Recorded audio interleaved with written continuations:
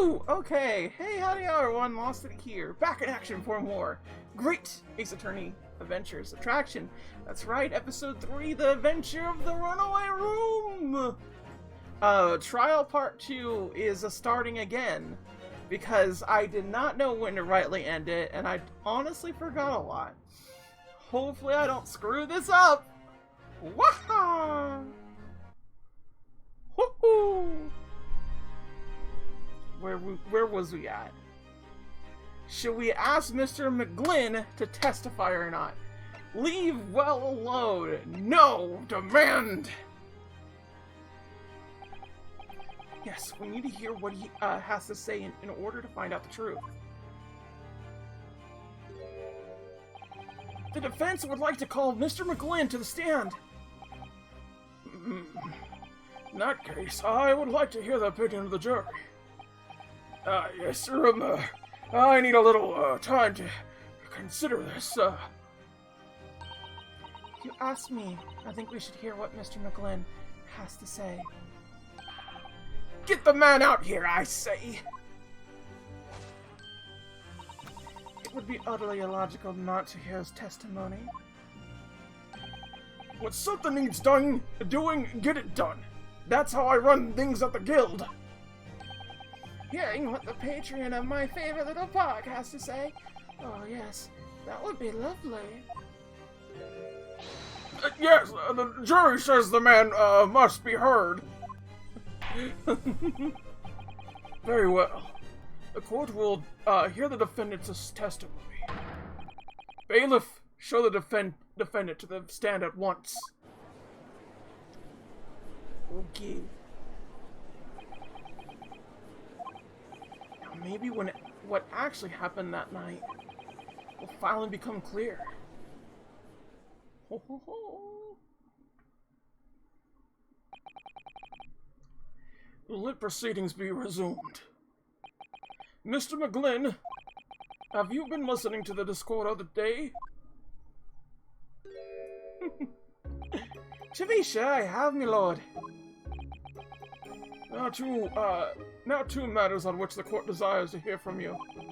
The first is whether or not there was a third party with you in the omnibus cabin, as proposed by the defense.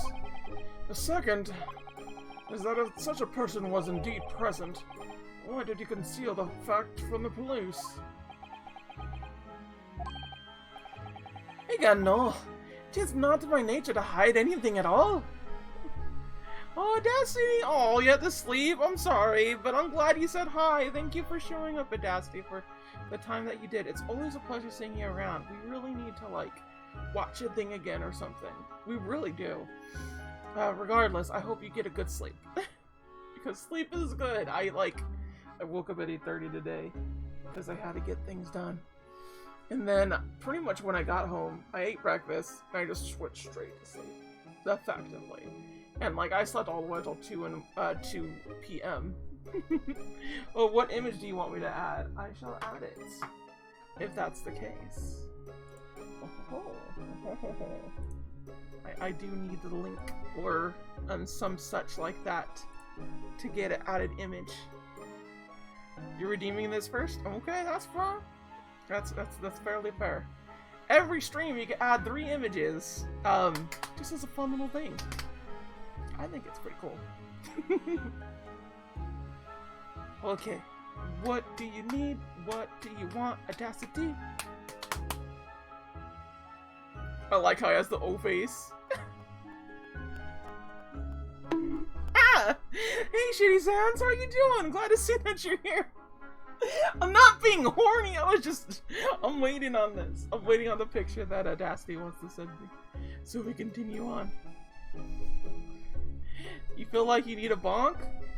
I need a bonk or you need a bonk? Cause like, why would you bonk me? I don't do anything bad. Correct. Audacity! What is the image you wanted to add? Cause if not, I'm gonna add an image of my own. That shit's gonna go.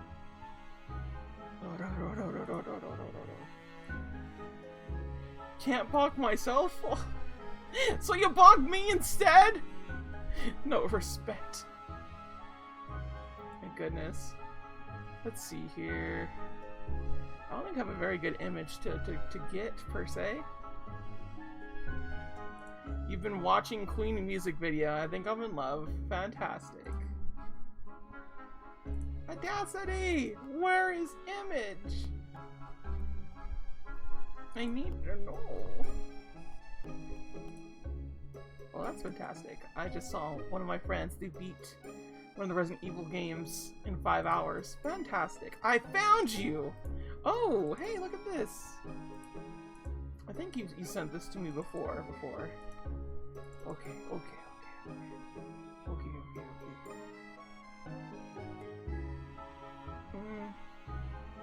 Let's put this here. Over here. There it is. Ooh, ow. So I had some bacon today along with some watermelon, and I feel like it didn't quite go well. Thank you, Audacity, for the thing. I appreciate that. I am adding it as we speak.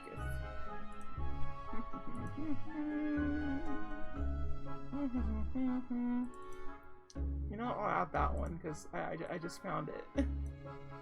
Okay. That's effectively the one that you want me to add, yes? So there we go. I'm pretty sure it's the same thing. Is it? No, it's not the same thing. It's similar, but it's not the same. So let me go look real quick. There you go. Done. Oh, that looks really nice as an icon. Look at that. That's wonderful. Let's get this and move it over here. Yes, lesbian. Then I saw Black Maria, and yes, since who else will feel pain? God, watching One Piece is a blast. Tell me an anime or manga that has run even half as long and didn't go downhill, while One Piece goes uphill and even starts climbing up to heaven. That's true. One Piece is great. I agree. It's your pool kid avatar. I love it. I think it's great. Fan piece. So Jade, it's really nice. How to say, yeah, okay. McGlynn, where were you in the night of day? Just answer the questions, please. The truth of the matter is, I've been desperate about this all along. Do I tell you all, or keep my mouth shut? Tell us what, Mr. McGlynn? The fine fella representing me is absolutely right. In the carriage of the night, with myself, another man, there was another passenger. It's true? Aye, and 'twas me who was helping the little urgent get away after it all happened. You... What?!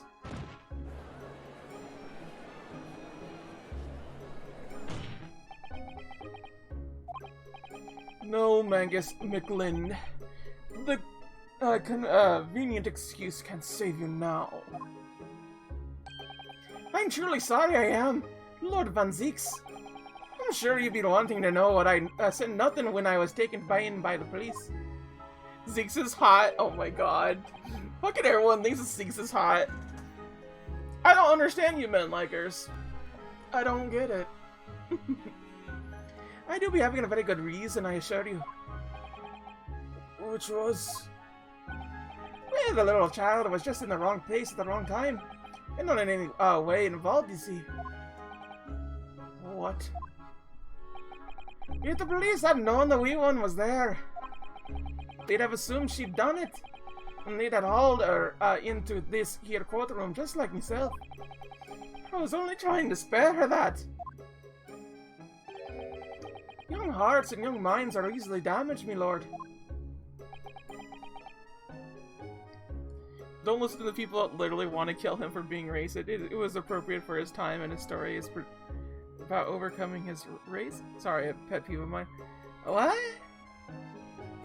I don't know what you're talking about, Shady Sans. I'm a little confused on that end. And who was this young child of whom you speak? That, I don't know. You don't know? Aye, well, the wedding just happened to be in the carriage that night. I never saw her before or since. Objection! Hey, Krampus Ghost, how you doing? Glad to see you here. Things are doing well. Things are not up to code of what we want, but they're getting there. We have absolutely no reason to believe this man. You see Ace Attorney fans that literally want to kill Zeeks and hate on people who even like him since he's racist. I mean, yeah, that was just kind of the time and place, and it just kind of shows just his kind of arrogant ass. Like, sometimes people be arrogant asses, like, them's the rules, that what happened. Like, honestly, he's not bad, really. I wouldn't, like, want to sit with him or anything like that. I definitely think that he is, someone that I am truly meant to hate, and I don't care for him particularly. But he's an interesting character so far, for what it is and everything. It's like, I'm not mad at him. I don't get why people would do that, yeah. The prosecution calls for the witness's statement to be disregarded by the court. You know, I would have been surprised. Your Thurston isn't here in this courtroom as we speak, listening to the proceedings. What? A bang? It's the same with the whole Godot scenario. Yeah. I'm glad to hear that you played enough of this if you sounds know who Godot is. What is going on? Be careful, Mr. Naruto. Cover your face. Bailiff, don't let the accused escape. Secure the omnibus. I hereby call emergency recess. Bailiff, ensure the defendants in custody and clear the room. This was it? Oh, I hate that. Oh, we were 12 minutes away from an actual break. We were hurriedly removed from the smoke-filled courtroom by the bailiff. Amid scenes of chaos, people just stumbled over one another in their desperation to flee the chamber. We had no idea what was happening. All we knew was that, for the time being at least, the trial was suspended. How do you type that? How do you type scenario? Don't ask me. I'm not good with those things. Words. That was some crazy time. Yep. I hate that. Well, we'll just get in the stream for the day. 13-minute stream, baby. Yeah, right here is fine. Godot wasn't being misogynistic to Francisca. The Japanese version, he was discriminating her for her age, since we, you know, Japan respecting elderly. Yeah, exactly. I don't like Godot because he's just an asshole, and just like he plays it off very well, and literally no one checked his credentials. Also, Waiting for Godot's actually a pretty interesting play. 16th February, 12:52 p.m. Old Bailey defendants antechamber. That's why he loves Zeeks and Godot food. What on earth just happened in there? Mr. Naruto, I managed to find out what happened. Mr. Sato? I was told it was an advanced form of smoke grenade, a type of exploding device that releases smoke. A smoke grenade? It sounds like the sort of thing a ninjas would use. They're just making sure everything is safe now. I think the trial will start again before long. But would have done something like that? The police managed to catch someone who was trying to flee the courtroom, apparently. Flee the courtroom? Why? Well, it's a young girl of around 15, I hear. A young girl? Then could it be? Oh, I'm glad you actually know about Waiting for Godot, Krampus Ghost. So a really cool thing about that play in particular is that Always Sunny in Philadelphia actually made their own parody of it, and people did not understand it was that. I was like, oh my god, I was freaking the frack out, because like, it's literally called Waiting for Big Mo, and it focuses on just like a few characters every now and again, and it's basically just like two characters talking the whole entire time. with a few characters like coming in every now and again, which is how Waiting for Godot is. And it was just really cool because, like, in Waiting for Godot, you never actually get to see Godot. That's the whole entire purpose of the play, is just some stupid shit where you just keep waiting for him. There's plenty of theories and whatnot of those kind of things. But the thing with Big Mo is that Big Mo does show up eventually in Always Sunny fashion. They do it in their own little thing. It's great. It's great. It's great. I loved it so much. Yeah, to leave Ace Attorney Twitter. Yeah, Twitter and Reddit are very much like to pile on people, and they like to be very like in terms of things. And I've always kind of hated that. It's just kind of like, just let people just like what they like, y'all. Like, it shouldn't be that hard.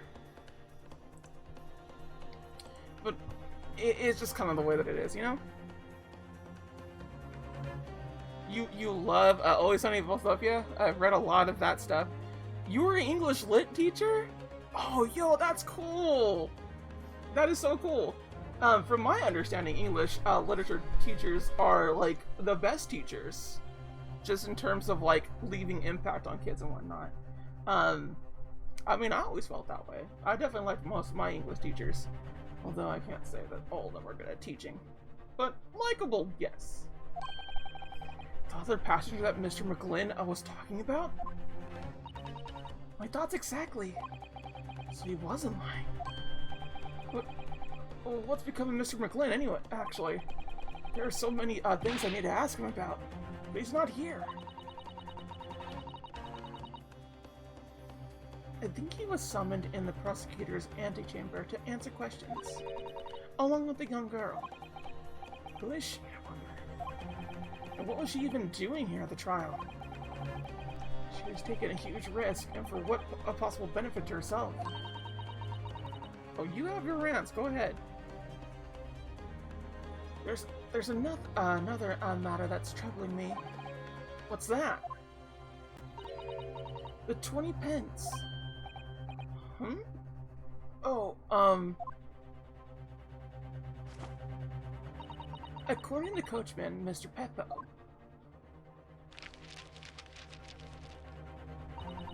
he took 4 passengers that night at a fare of 5 pence each. That comes to a total of 20 pence exactly. But now it seems there are in fact 5 passengers, which means the figures don't seem to add up again. She's right. That is strange. Counsel for the defense, kindly proceed to the courtroom. The trial will recommence in 5 minutes. Oh, thank you, officer. We'll go in straight away. Well, whoever she is, I imagine this young girl will be asked to take the stand and testify now. I really can't imagine what she's going to say, but it could alter the whole direction of the trial. We'll know soon enough, Mrs. Otto. Yes!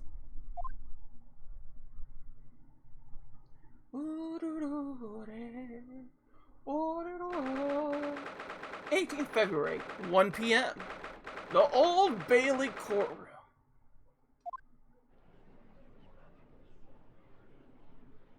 Oh my god. she's like a tomboy. That's great. That's the young girl next to Mr. McGlynn. Look. She must have been the one who caused the disturbance before.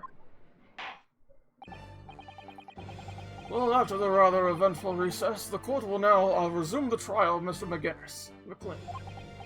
Now then, Lord Van Zeeks. My lord.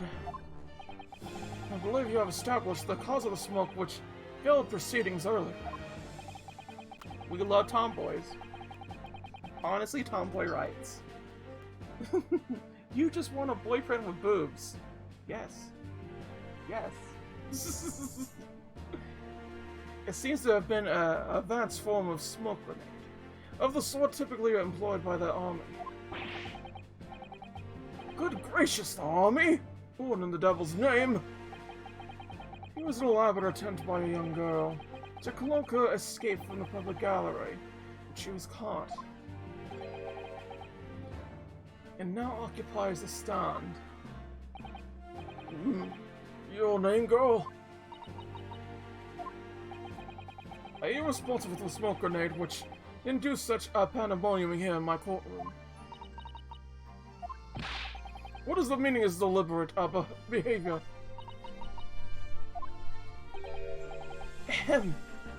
If I may, my lord. Yes, Mr. McGlynn. I think perhaps I ought to explain here. Why is the wee lass was here in the first place? Why she tried to bolt like that? 'Tis all tied up with events of that night, so it is. Okay, BRB.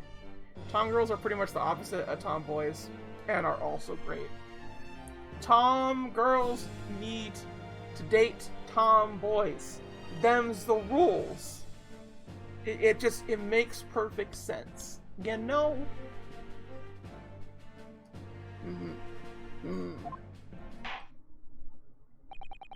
Very well, Mr. McGlynn. Give your testimony. You'll explain to the court exactly how this young woman is involved in the case. Thank you. I tend to be aficionado in this kind of situation. Tom girls more than tomboys, but yes. Just what did happen that night? It's not like a defense lawyer needs that information or anything.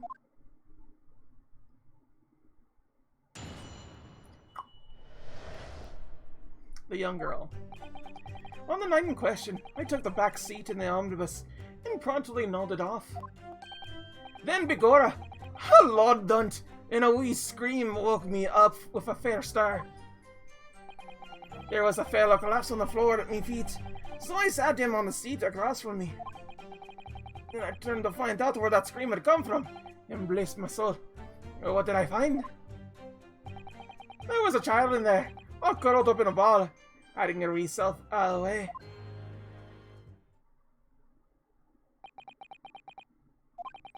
I remained somewhat baffled, I guess, but from what I gather on the night in question, this young girl was indeed riding in the omnibus. Is that correct? 'Tis exactly as the defense counsel said. This lass was the 5th passenger, my lord.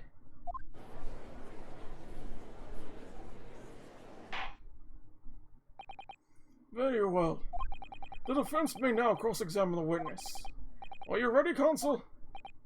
Yes, my lord. Rather, no. I have no idea where to start.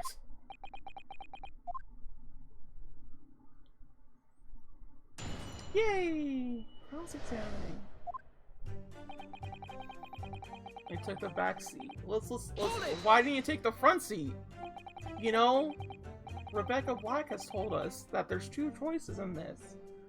You know, and it's very important which seat you take. When you first got onto the omnibus, were there any other passengers already on board? No, or not. The cabin was empty, and there was no one on the roof deck either. You were the first passenger, as it were. I see. Aye, and that's why I took the back side as well as I did. 'Tis the most comfortable it is.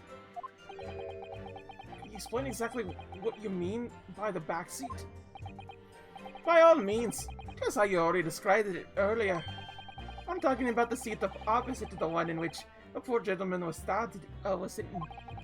Like I said, it is the most comfortable, and where I felt most at ease. And of course, I enjoy gazing into the skylight from time to time as well.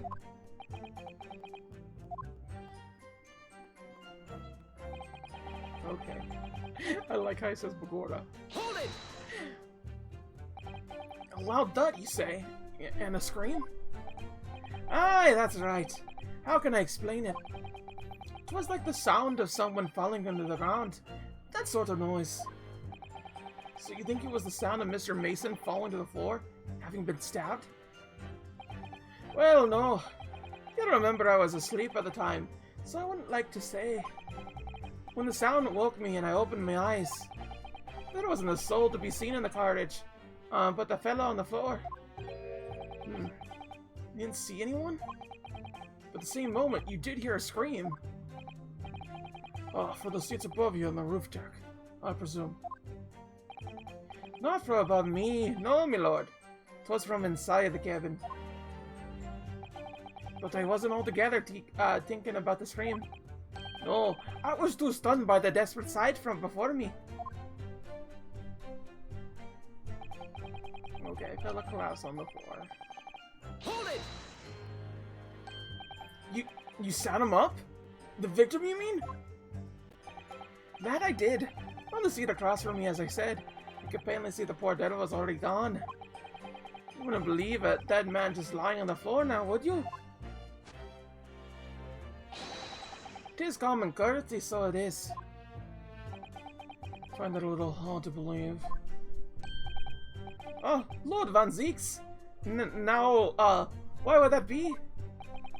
Well, I got to find a man lying dead at your feet in the carriage. Any normal person wouldn't hail the cabman. Any upstanding member of London society, that is. Well now, as you know, I'm in something of a special line of business. The business of lending money at exorbitant rates of interest.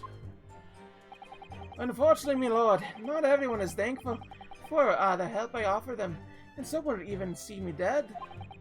So I do try, where possible, to avoid getting myself in with a tangle of trouble. Are you suggesting you were just going to leave the man there? Heavens alive, no! I was only intending to report it, so I was. Only, I had in mind to find out the whys and wherefores first. The whys and wherefores? Right you are. There are some details I wanted to understand before anyone else got to meddling. You're gonna go sleep? You have a headache? Oh, I'm sorry to hear any sounds. Well, I hope you're still able to enjoy One Piece and everything, despite everything. And, yeah. Thank you for coming in for the stream, as always. Great to hear. That's why you scream I heard from example. Wouldn't your good self do this, just the same? Yes. Screamy says he heard at the same time as the thud of the victim collapsing. I mean, I'm just glad that you're here, honestly. Just you showing up is good enough, honestly, Shady Sands. It's just nice just to see a nice how do you do, you know? Hold it! I'm afraid I don't understand. I'm sure you told the court there was no one else in the carriage except yourself and the victim. So I did, sir, so I did. As far as I could see, that is. What do you mean by that? Well, now it is a queer thing, eh? The wee scream I heard as I woke up. It came from, if you'll excuse the vulgar expression, under my backside. Good gracious. Under your backside? And when I looked at the seat on which I had been sitting, I found there was a wee couple there for storage.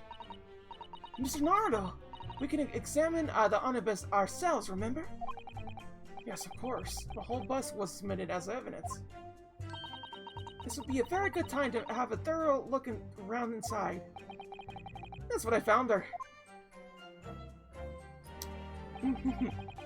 Alright, nice shady sounds. Okay, so... how do I look the report?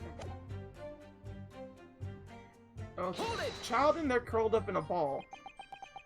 It says she was, hiding herself? Yeah, I believe we saw it before. Yep. Seen a murder. Pong pong? Should be over here. It's actually, yeah. Oh, please. Please. To climb out of everything, so she would have been seated here as well. Come on, please! Just go faster, homie! There you go. There we go. This is a storage compartment, but there's nothing in here. It's totally empty. Something doesn't seem right here, but I can't put my finger on what it is. There used to be things in here. Didn't there?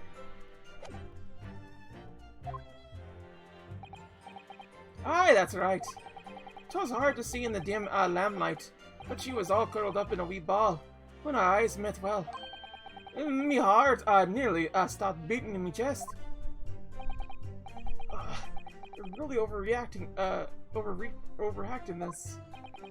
Still no, I pulled her out from the under there and sat her in the seat opposite so I could have a wee chit-chat with her. Seat opposite? That's right, just next to the dead gentleman there. You set this young girl next to the corpse, sir? Well, as I'm sure I mentioned, a gentleman in my position could only all too often find himself in mortal danger. So, I needed to find out just who this urchin was, you see. And while I was in the middle of talking with her, I heard another scream. A fellow's voice this time. Presumably that scream was Mr. First, who was sitting on the roof deck seats. Rudyard again. Who would say, sir? Looking down through the skyline, he must have seen this young girl and the gentleman with a knife in his belly. In other words, the previous witnesses did not, in fact, see you at all, Mr. McGlynn. Oh, what they believed to be yourself and the victim was in fact this girl and the late Mr. Manson. I challenge my fate! Oh my god, thank you for the host there, the letter 10. Whoa, I didn't know that was a letter. Thank you so much. I'm glad to see you all here. I'm doing Ace Attorney. We're on the third case, y'all. Bringing in 5. I appreciate that. I feel like I'm in a Sesame Street thing, where I'm learning numbers again. Oh my god, thank you so much for the follow, the letter 10. Much obliged. Host, giving me a host and diet. It's nice. I appreciate that. Well, as a ding, everyone understands now. Sat at the back of the carriage out of sight.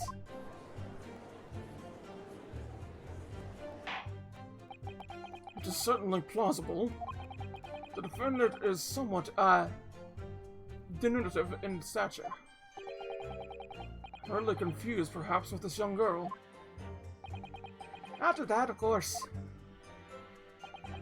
with the screams of the gentleman over us, the driver realized something was wrong and pulled up the horses. Thank you. I have heard enough. The events as explained are clear in my mind. However, at least one conundrum remains. Who is that girl? Who's that girl? Walking down the street. Her name is Gina Lastra, my lord. She's a chancer. Earns her crust among large crowds, relieving people of their purses. What's commonly called a pickpocket. What? This girl here? A petty thief? I'll live somehow, right? Order, order! Is that true, Miss Lestrade? Miss Lestrade, you will answer the question.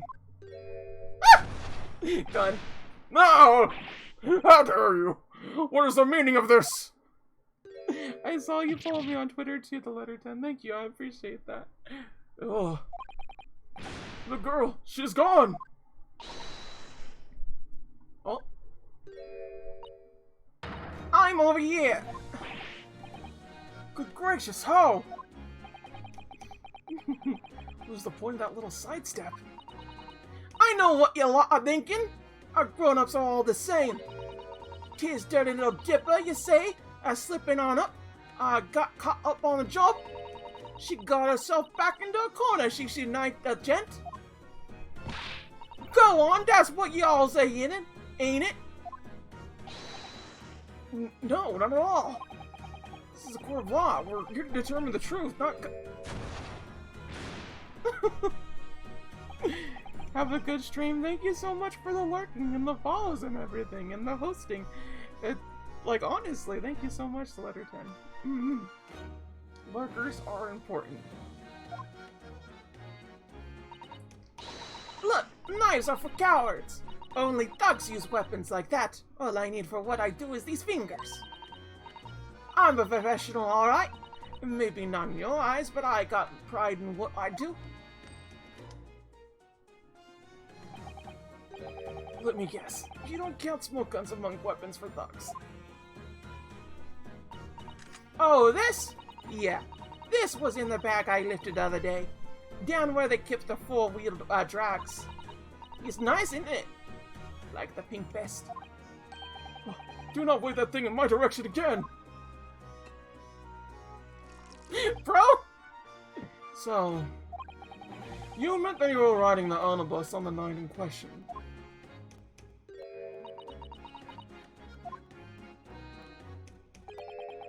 Tis alright, lass. You could tell them the truth now.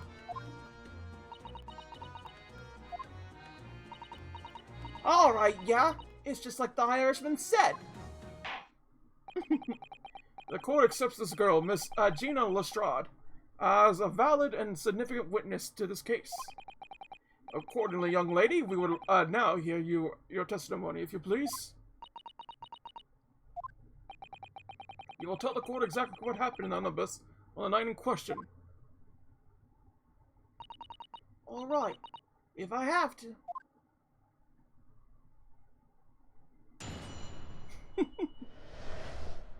The girl saw what a girl wants. So I snuck inside the carriage before they're looking up the horses, just like always. But it was a right old waste of time. I got nothing to show for me troubles that night. I'll tell ya, you can't see a blind thing in the hidden place. It's pitch in there. Then after a while, I hear this loud bang. Nearly jumped out my skin, I did. The scream just came out. It's because of that, this swell found me. And he didn't help me to get away, mind? God, I wish I could understand what she's saying. Yes, he let you go. Fail to understand why you would let the street urchin go, Mr. McGlynn. Oh, 'tis simplicity itself, my lord. You see, she couldn't possibly have killed the other passenger. I knew that for a fact. How? As I'm sure I said before, sir.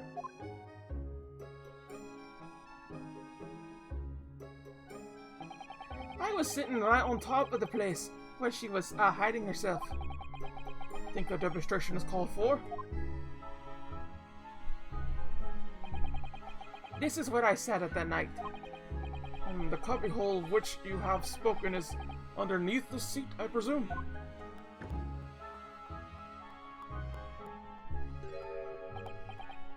Yes. It does appear just large enough to accommodate someone of the girl's stature. Aye, but of course. The wee lass was stuck in there. Because I parked myself on the seat for the duration. Oh. So you see, that's why I let the lass bolt. I knew that if the police found her there, they'd automatically assume she'd done it. But I could live with myself if the young life was ruined when all the times I knew she was innocent. Even though you must have realized your actions would result in your own innocence being called into question. Not at all, my lord. Not at all. I knew in my own heart that I was innocent. So I thought it was worth taking a punt on my own good name for the sake of the less fortunate lass. My goodness. What a perfect gentleman. My lord! This fine example of a man could not possibly be guilty of a heinous crime like this. I'm ashamed of myself for ever doubting you, sir. Yo! Got it, baby!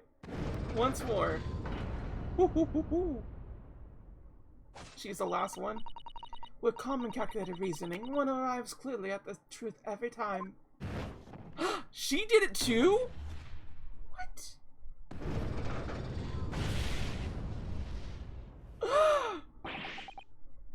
Saints alive! All 6 members of the jury consensual in their leaning to the verdict of not guilty. Something's gonna happen. Mr. Naruto, this... well, it must mean... It must mean what? That we're victorious! We've won? Are you sure? Objection!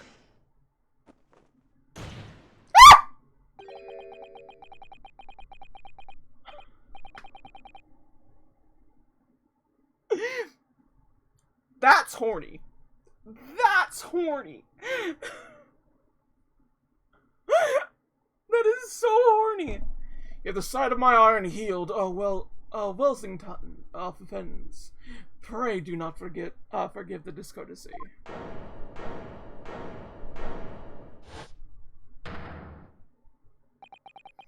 This really is a consumable example of the one monumental flaw in British judicial practices, where evidence and reasoning should be prominent. Emotion rules the day. Emotion? The witness's latest statement gives us a clear insight into his true nature. What do you mean, his true nature?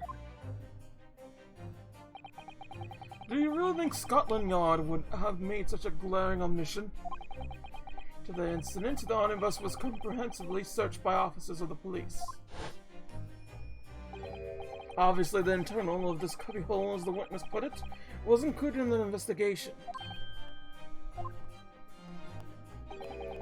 The compartment under the posterior seat was full of coachman's belongings. It stood in black and white here in the police report.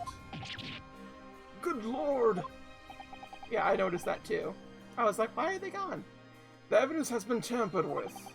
In order to corroborate Mr. McGlynn's story, someone has unlawfully removed everything from under the seat. What?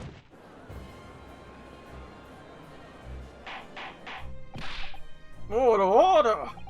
How could such a devious, contrivance, possibly have been effected, Consul? Naturally, we must acknowledge the, deficiencies of the, constabulary in allowing this to happen. However, I assure you, when the omnibus was wheeled into the courtroom this morning, it was, the compartment under the seat was not empty. Well, my Nipponese friend? Me? When the carriage was submitted as evidence, doubtless you examined it in fine detail, as would any self-respecting practitioner of the law. Pray, what do you find the condition of the under-seat compartment to be? Oh, to be sure, the young gentleman will be able to clear this up in a jiffy. Sorry? Go ahead. You tell the courtroom now, fella. This is all an elaborate excuse for this desperate Lord Van Zeeks. Well, Consul, do you have something to say in this matter? Yeah, it's gonna hurt us, but how am I supposed to answer? What can I say about the state of that little compartment under the seat in the omnibus? It wasn't empty. I didn't look. I really don't know if giving this answer is helping my case as Consul for the defense. But as far as I remember, at least, when I first examined the compartment, I'm fairly certain there was a number of articles inside it, yes. But are you sure, Consul? Be whist? What are you saying now, you daftwit? I thought you were on my side, are you? Oh, he's surprised by that. What game are you playing? Your task is to defend the man in the stand. Why would you say something to compromise his position?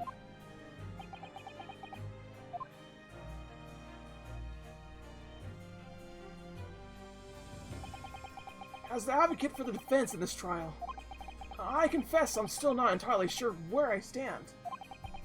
But it seems to me that I should state what facts I know as clearly and as honestly as possible. Interesting. 'Tis not altogether pleased, fella. Simply tell the truth, Mr. McGlynn. Well, don't forget that you're supposed to be representing my best interest here, lad. Now then. fella's memory is a curious thing. Not altogether reliable. No, the court must consider the facts. That there cubby under the seat is as empty as the devil's heart, so it is. Don't you think perhaps it would be in your best interest now to admit that you may have been mistaken? So, Phoenix Ace Attorney games always do this, and I love that they do this because it actually tests the facts. That you're in it for the truth and nothing but the truth. And Justice for All does this particularly the best way. But it's always great to see, like, when this happens, because it happens in, like, every freaking Ace Attorney game where you have to admit a certain truth. And it's just always interesting. I love it.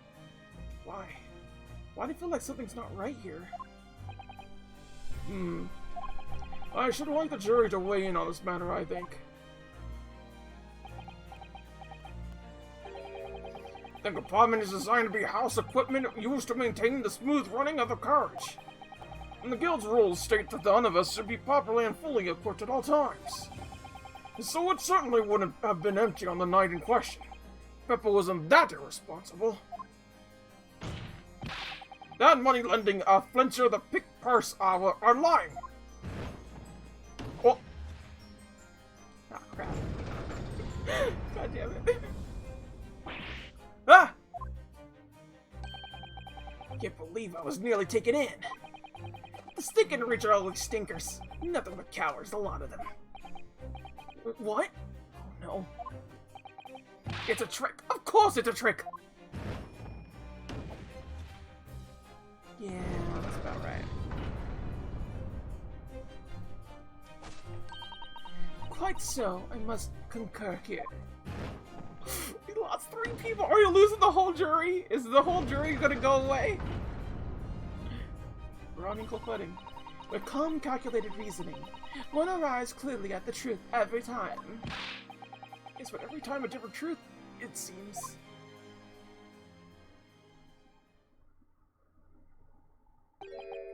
My lord, I humbly exhibit the scales of justice. Clearly a verdict of not guilty at this time would be wholly inappropriate. Thank you, Consul. But before we proceed any further, there's a matter of the outstanding cross-examining. Counsel for the defense, begin your questioning of the witness, please. Yes, my lord. What just happened? The whole balance of the trial just shifted, almost beyond recognition. The Reaper of the Bailey is at work, it would seem. He doesn't know what to think of his Nipponese friends, quote-unquote.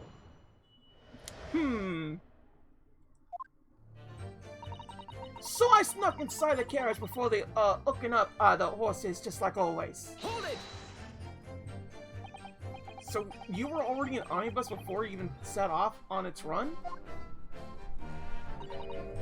Well, yeah. I mean, what's the point of spending a Joey, to make a few bob, eh? That's a rub idea, ain't it? I suppose she means that there's no point in spending money to make money. It actually makes sense. Counsel, may I remind you that the girl is a petty thief. Kindly refrain from entertaining, her tendencies. Well, that does clear up the little mystery of the fares and all. Forward-paying passengers at 5 pence apiece, making the 20th of which the cabin testifying. And one little scapegrace, riding for free. The red-corner of the driver always goes for some grub before his last run, see? So that's when I slip into the carriage and get myself in under the seat. Nice and easy, right? Your hiding place is a storage compartment. Full of equipment for the coach, no?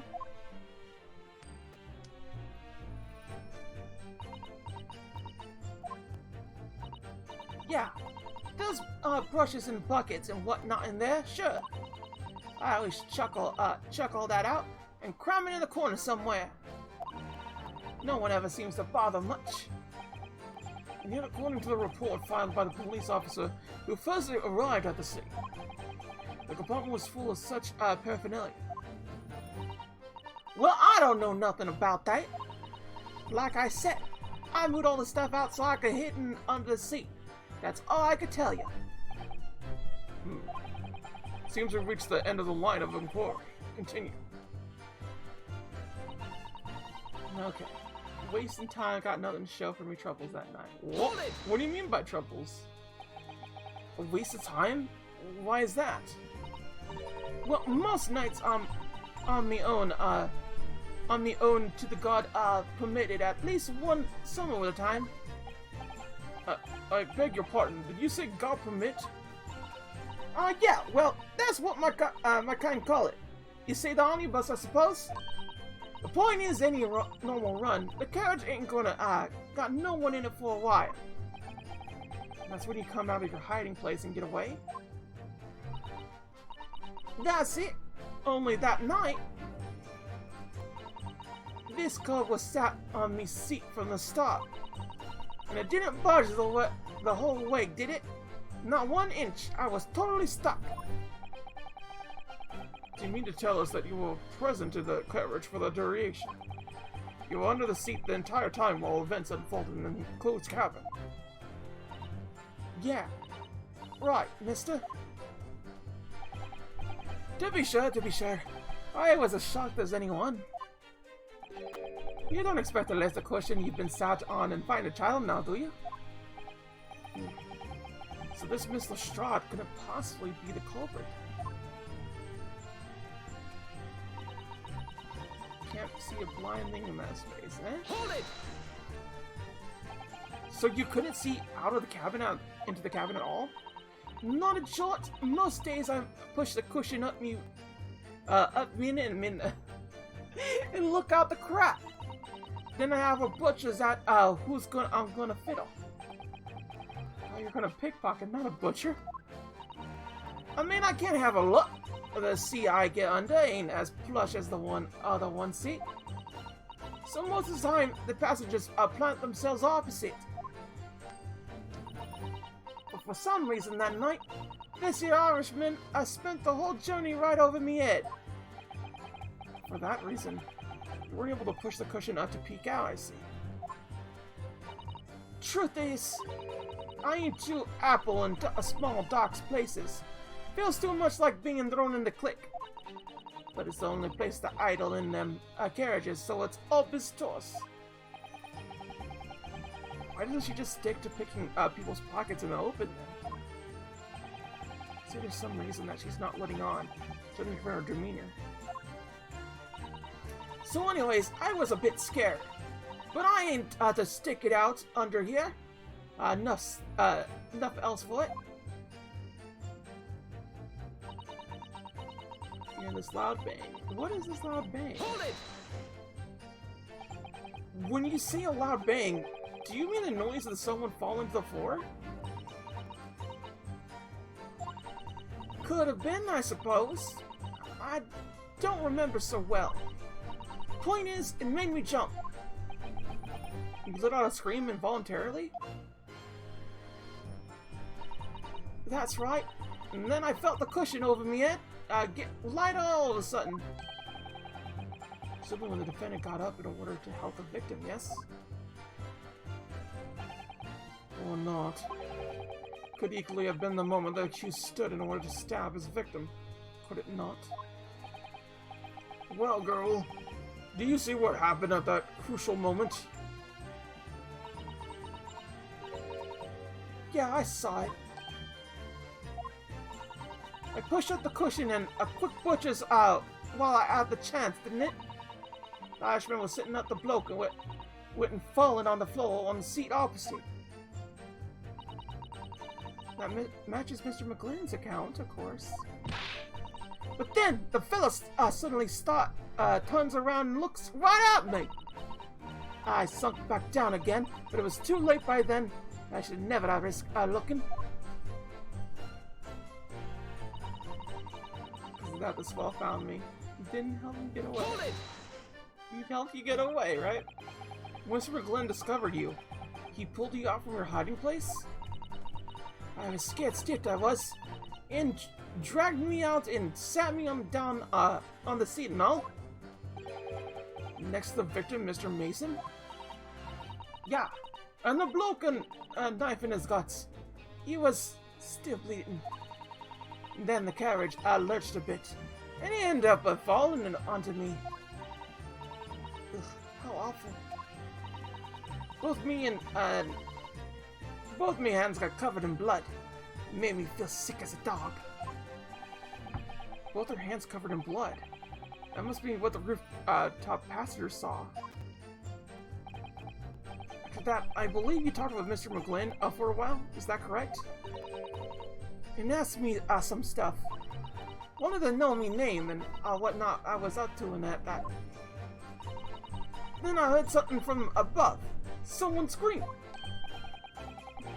Yes, Mr. Frost on the roof deck, one would presume.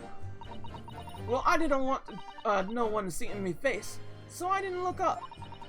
And then the horses were drawn up smartish and this Irishman says to me, "Get back under the seat. I'll see what you could get away later."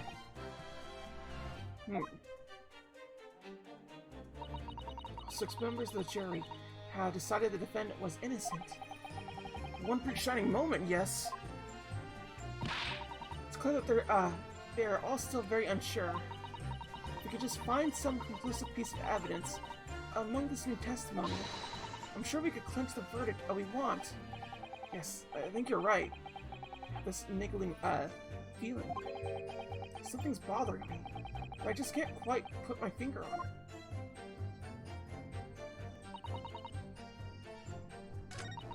Okay, it was right, all a waste of time. Loud bang and scream.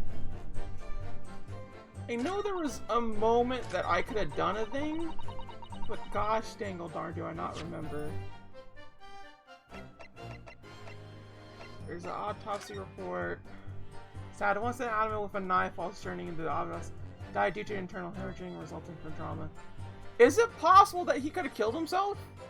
I think it's possible that, like, he actually threatened him, and he was just like, "Oh, well, I'll just make you a murderer then." And that's what kind of happened.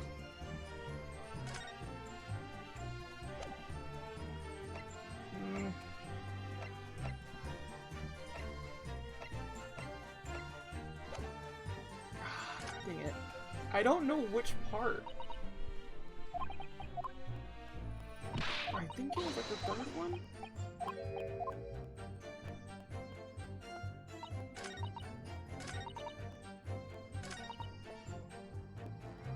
Let's press on this part again, see how it goes.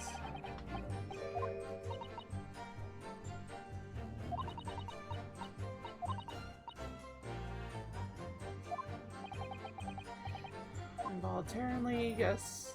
Okay. Come on, please show me.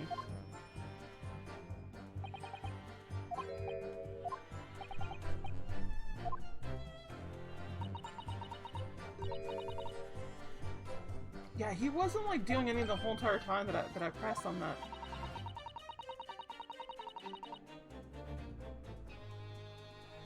Push up the cushion and a quick butcher's while Irishman was sitting on up the bloke and whatnot.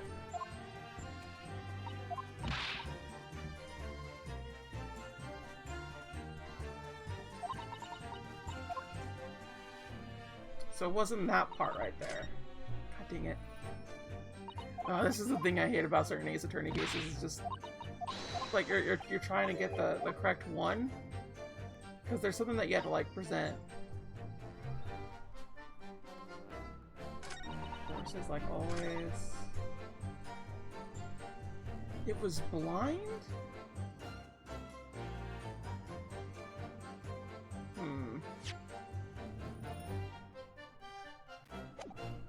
Okay. Hold it!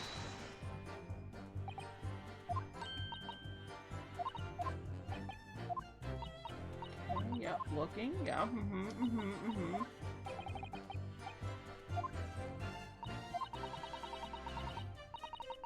Not too keen with dark places.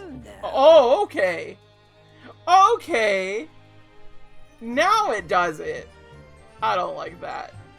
Pursue. Excuse me. Is something wrong, Mr. McGlynn? Oh, I do apologize. Oh, is there something the matter, Consul? I'm just wondering if Miss Lestrade's last comment made something occur to you, perhaps. You seem to be thinking something to yourself. Oh, no. 'Twas nothing important.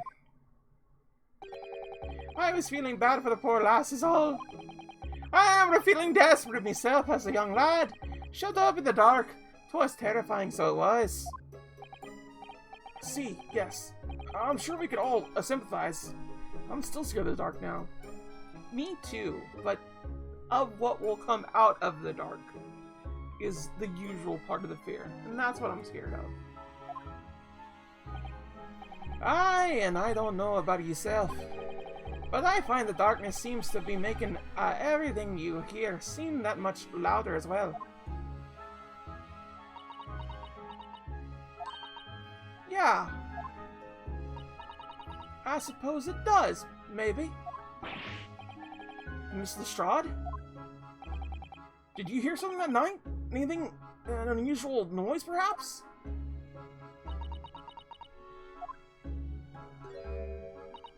Nah, not really. All I could hear was the Irishman snoring. You chappers, there's no need to tell the whole world of me Phoebus. Get a little scamp.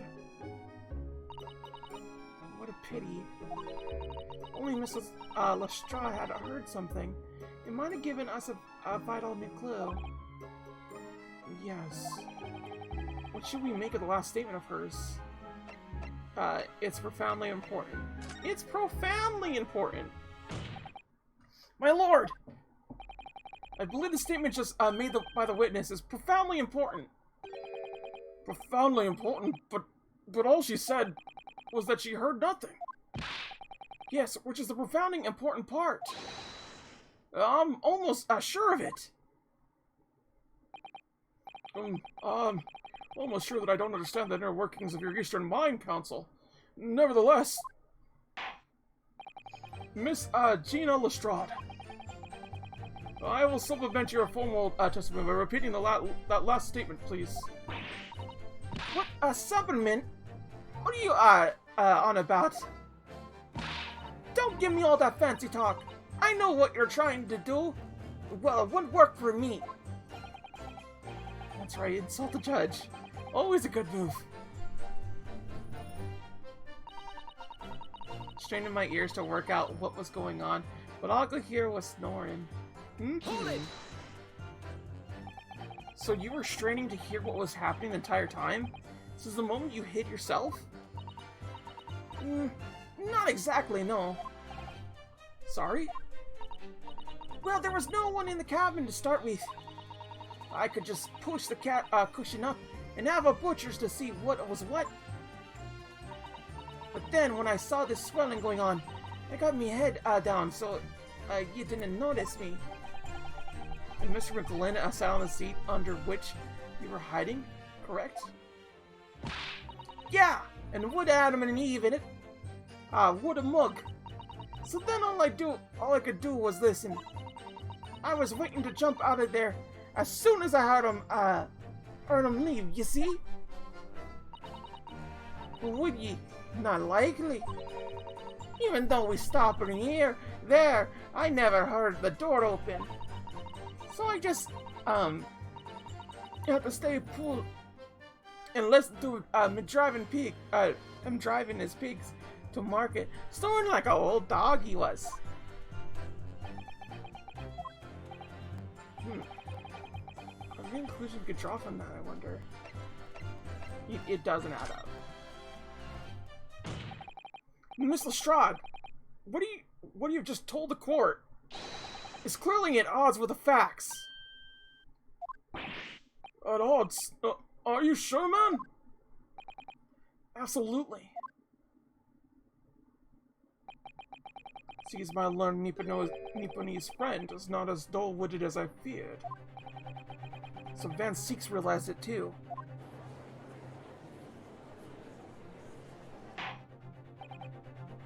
Counsel, I must insist that you bolster your claim with evidence, with some compliant party's name at the very least. Yes, my lord. expect you to demonstrate this allegation contradiction to the court. According to Miss Lestrade, while she was hiding in the omnibus that night, she heard nothing but the sound of Mr. McGlynn snoring. But think, Renosuke, think! Something else she could have heard. Show a piece of evidence? Show a person. I think that she could have heard the person getting stabbed. And she also heard, like, other stuff. I don't think the evidence will do it. I don't think there's any evidence in particular that shows it. It might be quite valuable. Knife in his abdomen is clearly visible, but his face is partially smeared. And then the people that we have, the steeple, who apparently owe the defendant a considerable sum of money. Like, he didn't make any sound? This was roof deck. Who's the other person? Young woman who went. Oh, she's 17. Okay. Young woman who witnessed the incident from her hiding place aboard, discovered by the defendant. Okay. Yeah, I think it's a people. Very well, my lord. Allow me to elaborate. On a particular sound that Miss Lestrade could not have failed to hear on that night in question. The sound very clearly explained by the presence of the following person. Take that! Thrice-fired Mason. Yes, my lord. The sound that Miss Lestrade could not have failed to hear is that the victim, Mr. Mason, boarding the omnibus.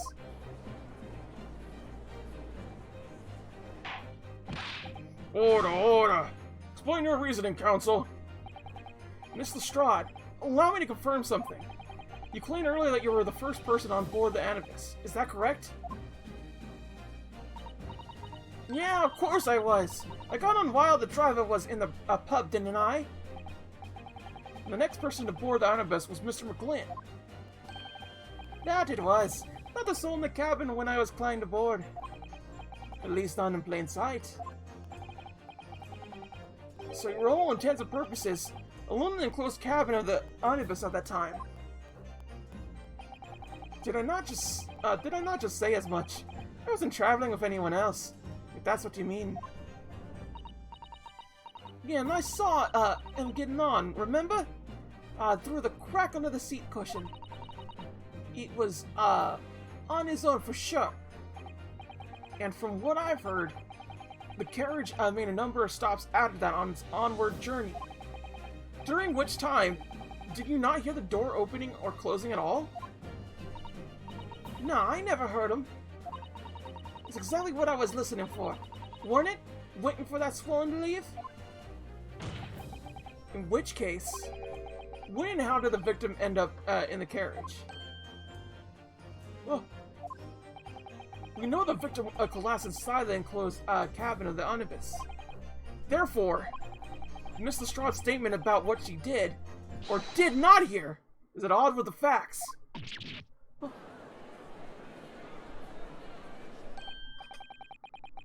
Yes, the petty thief's statement was clearly flawed. Lord Van Zeeks! Yes. He knew all too well that there was an inconsistency in Miss Lestrade's statement. It would seem words of thanks are in order for my learned friend. What are you talking about? You have demonstrated matters implausible. This witness and her colorful statements are entirely unreliable. The words are convenient untruths, nothing more. It's probably because she's getting paid, that's why. Oh. She's probably lying for him, like, easily enough, and he's probably trying to, like, get out of it that way. Oh! Oh, no! Oh, it goes away, it goes away, it goes away. Ah! She didn't even say anything! I don't want to judge the dear little mite just because she has some rather naughty ways, but I must say, I can't abide liars. And neither can I! Mr. Foreman? I didn't want to judge the girl just because she was some less than soldierable ways.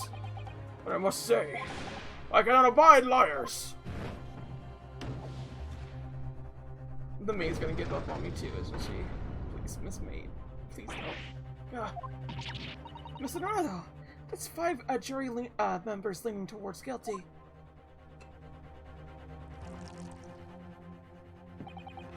Well, your consideration for others is refreshing, my Nipponese friend. To the considerable troubles you have spared me. Good for him. He's just taking a nice little sip, nice little drinky drink. Yes, very refreshing. Ah! Yeah, what are you playing at? Have you forgotten who you're working for? You useless Eastern Abbot. This is a carnage, just perfect. Jury number 2 is the only one left. Mr. Nardo, the way this is going... No, we can't find some new way to convince everyone of Mr. McGlynn's innocence. The judge will rule, and we'll have lost. I very much wanted to believe the words of one of London's most respectable gentlemen. But those of us in service know we must accept harsh truths. Hold it! Yes! Yes! Yes! Holding it! Hold! Yes, the witness's last statement seems to have been revealed critical inconsistency in her story. However, if we consider the possibility that her statement is in fact the truth, it may shed an entirely new light on this case. What are you saying? Counsel! I'm sorry, sir? Whatever do you mean? Counsel, I will not tolerate you attempting to prorogue my abduction. Explain yourself at once. When the accused boarded the omnibus on the night in question, the victim was nowhere to be seen. Subsequently, the carriage door was not heard opening a single time, as said by the witness in the stand. The victim's body was found inside the carriage. If this petty thief's words are to be believed, how do you explain the victim's miraculous appearance inside the cabin of the omnibus?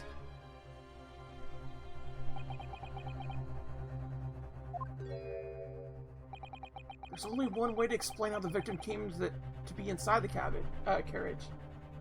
He was put there after he died. He was in there already. There's another entrance. I don't think there's another entrance.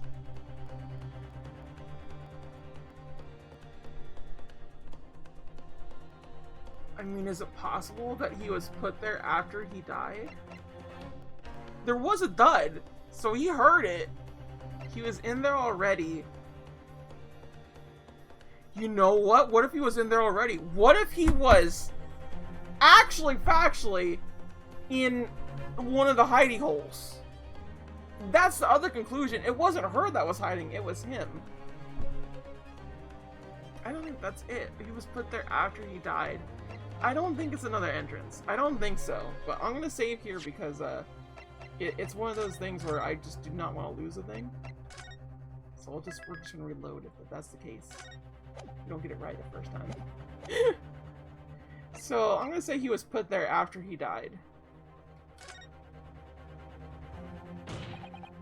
Obviously, the victim must have been placed in the carriage after he was killed. Objection!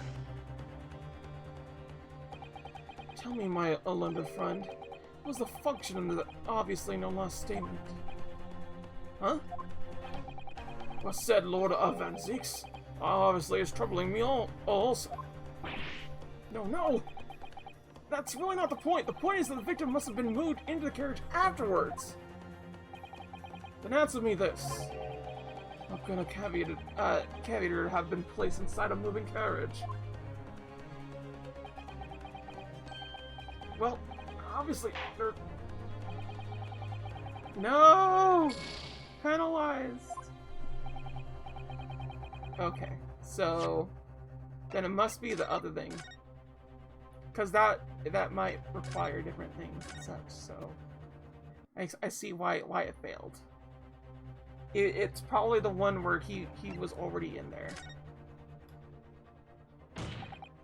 Clearly, he was in there already from beforehand. Objection!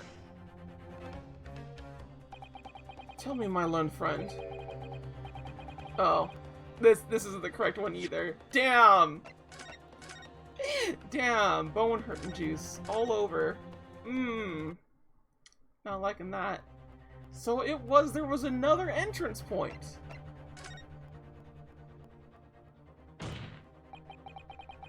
The door wasn't open even once. The only explanation is that the victim entered the enclosed cabin some other way. Objection! I wonder what new fantasy you would come up with in your blind panic.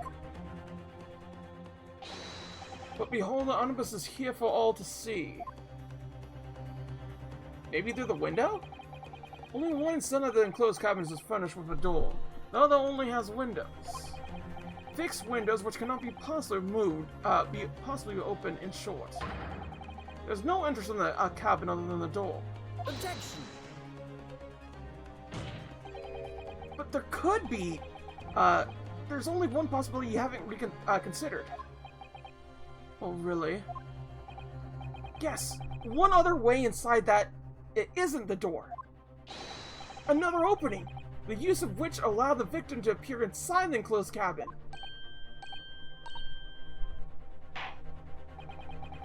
Alright, counsel. The defendant will identify the location to the court. Here's the omnibus in which the incident occurred. Where on earth is this entrance by which you propose the victim enter the cabin? Oh, I don't know. I never met the guy. This is gonna be a Blue's Clues type situation. This is full out like, how?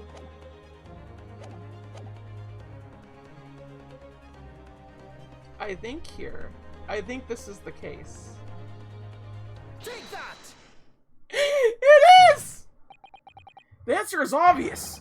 It can only have been, the skylight. I say the skylight? Objection! Your ludicrous proposal almost has me lost for words. However... Objection! The skylight may, won't be large enough for someone to pass through. Objection! So you claim. But do you have a shred of evidence to support your idle brain theory?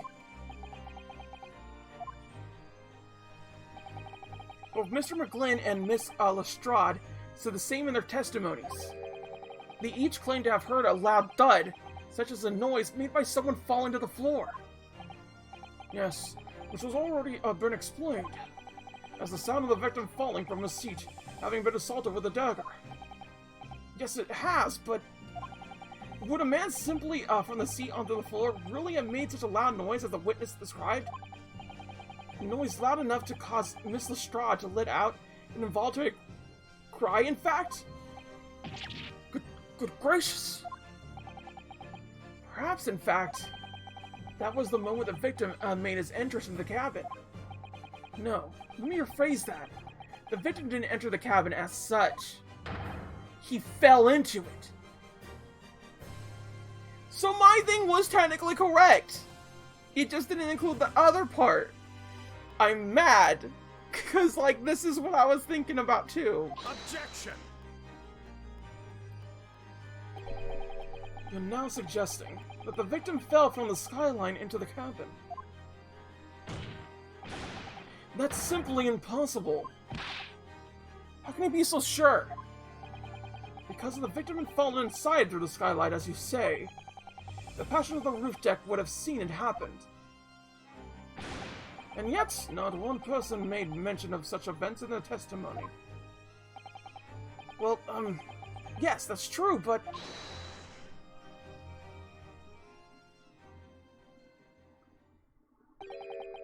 Might a humble fella, make a wee comment here. Mr. McGlynn? To be sure now, the two fellas were sat on the roof that testified afore. Said nothing of the victim falling through the roof, through the skylight. But it seems to me, my lord, that 'tis not so much a case of them not saying, but... Aye.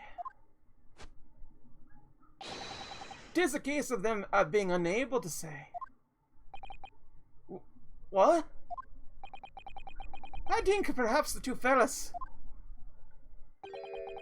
do be having something of a compelling reason not to mention what happened. Would you not agree, fine ladies and gentlemen of the jury?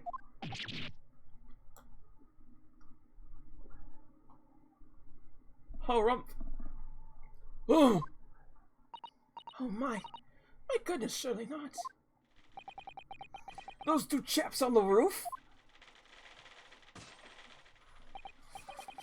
You mean the one who stuck the knife in the man were... Ah! It was the two people on the rooftop.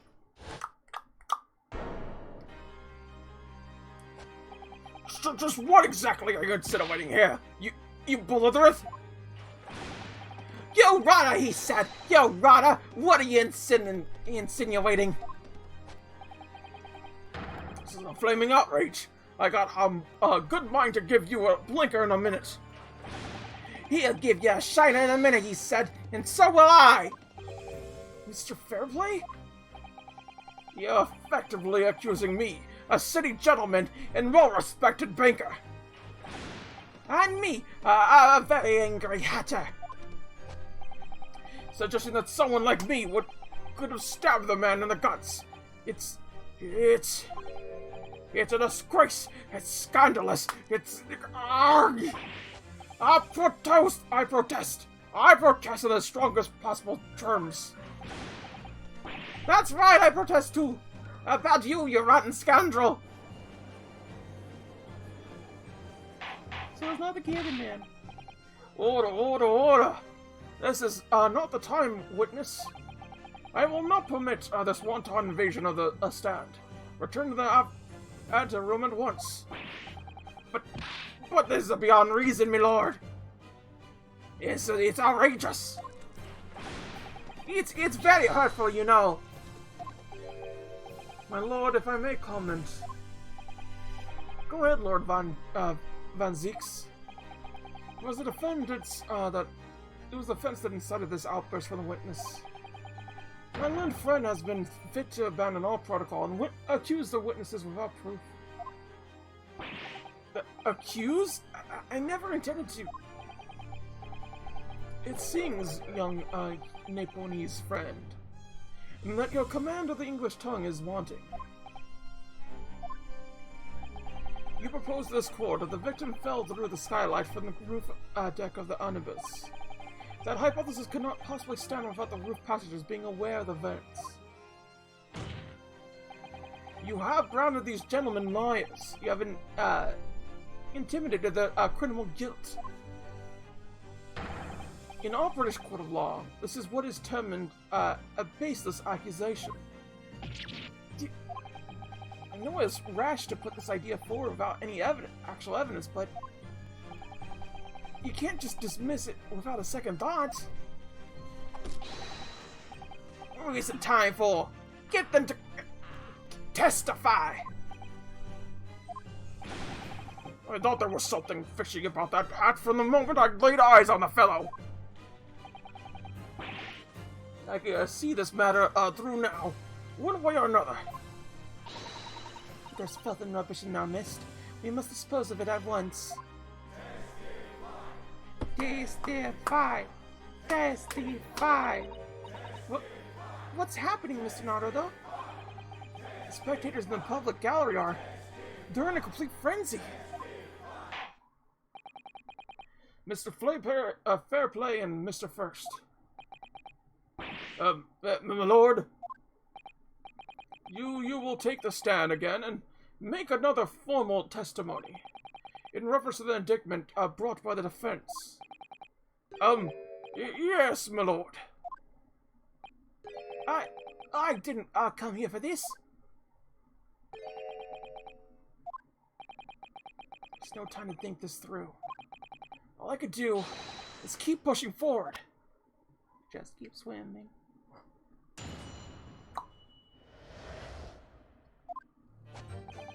We were the only two people up on the roof deck. Dead or alive, I swear to that. If anything had happened when we were sitting, don't you think one or the other of us would have noticed? In any case, neither of us know the first thing about the victim. We had no reason to kill the man.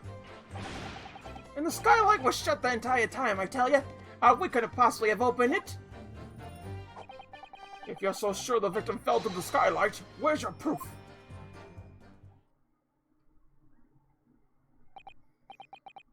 I must say that listening to this testimony is somewhat hard to imagine.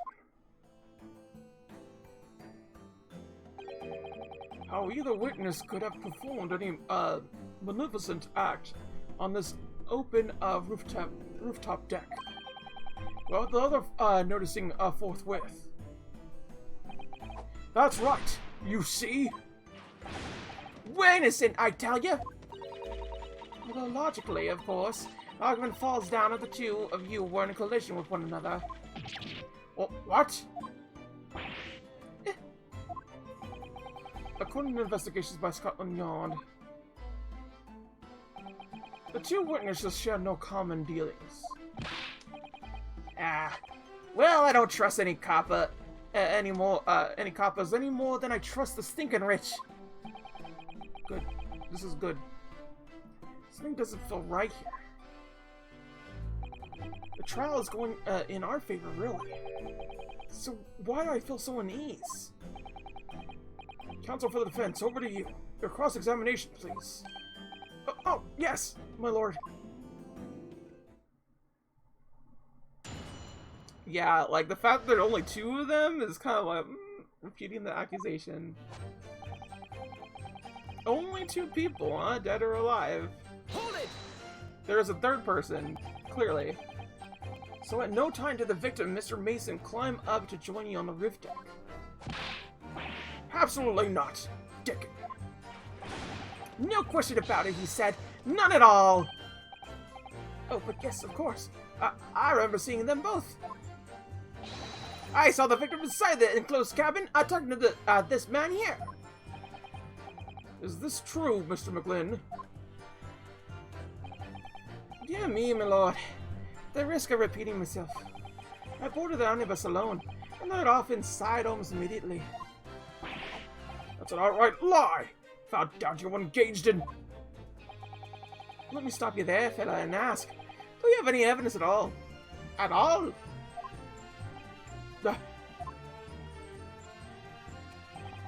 Tis all the evidence in the courts these days.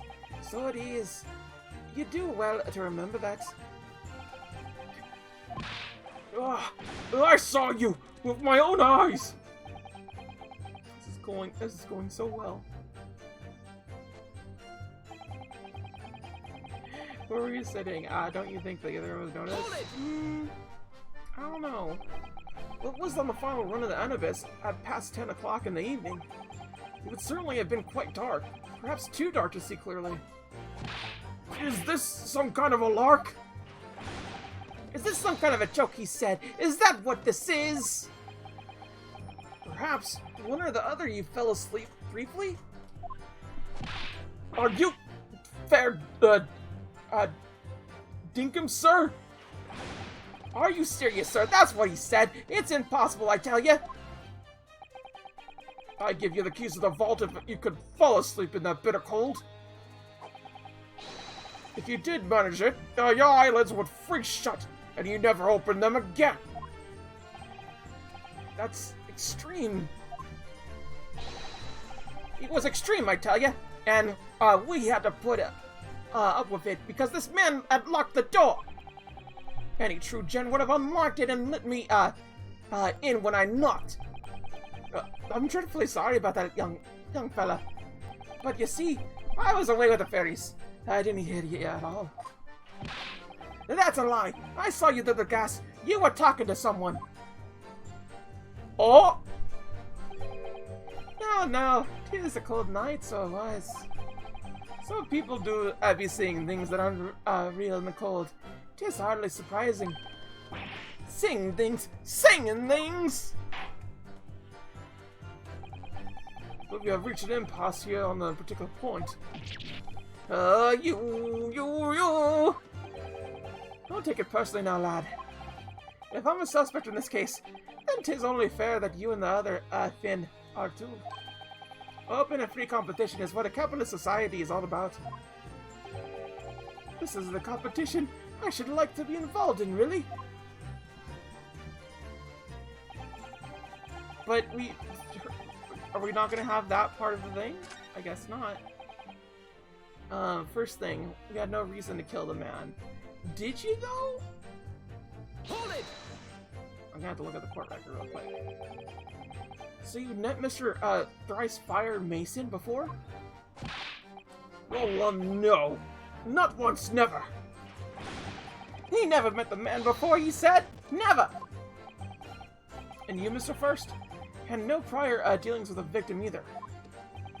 That's right, sir. Hatters don't have much to do with brickmakers, to be perfectly honest, sir. No, I imagine not. You see, how many different ways can I put this? Neither of us have the remotest connection to the gentlemen who were inside the cabin. Excuse me. Mr. McGlynn? Yes, counsel. What can I be doing you for? Did the witness's last statement give you pause for thought somehow? Not the remotest connection. Is that right now? I wonder. What are you insinuating? Ah, Mr. Fairplay. 'Tis been too long, so it has. If I'm not very much mistaken, I believe 'tis fast approaching, is it not? Your payment date? I beg your pardon? You borrowed 20 guineas from me, sir. But at an unconceivable rate of interest. You tricked me. It's an extortion. Well, now, is that a touch of begrudging? Is it? The sort of begrudging that might motivate the fella to pass his crimes off on to another.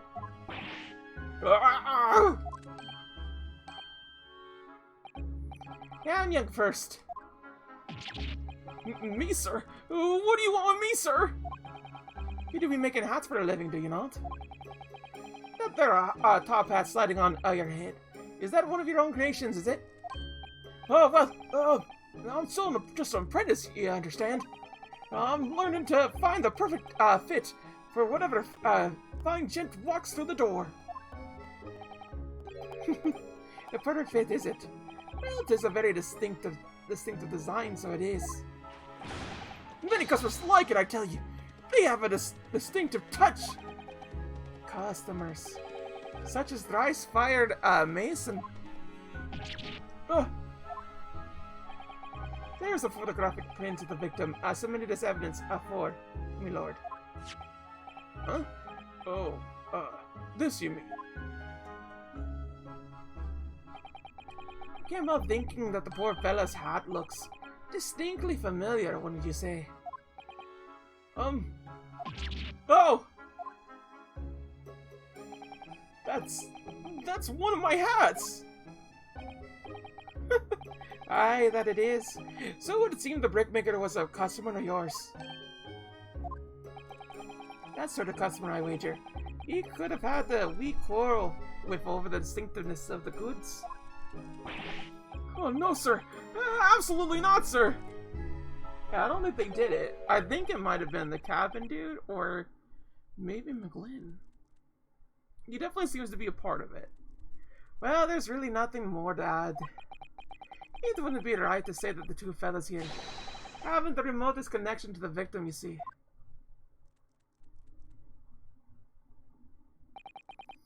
rest my case. You little weasel. Ugh. He's better at this than I am. Gosh, Mr. McClin, has certainly been thorough in his research, hasn't he? Please don't, let me, ooh! Please don't let me in a little interruption. Hold up the proceedings. The skyline was shut the entire time, I tell you.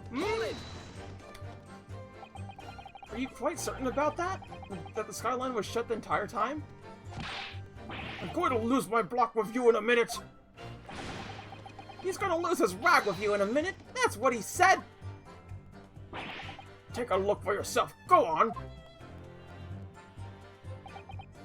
You see, it's shut up fast down. Just like it was on the night.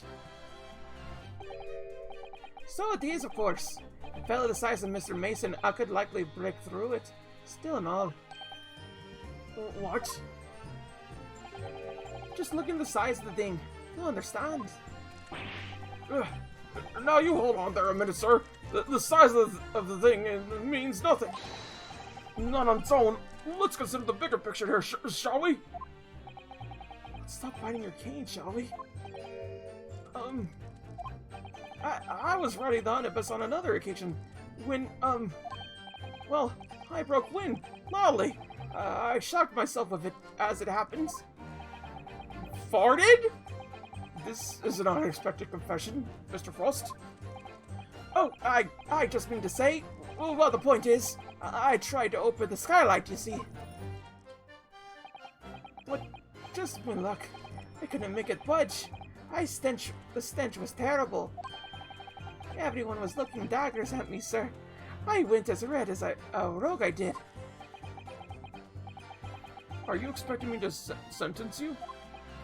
Oh, no, sir. But the point is, the skyline can't be opened. I tried and tried when I was inside the cabin of shame. Excuse me. Oh. Do you have something to say about that, Miss Lestrade?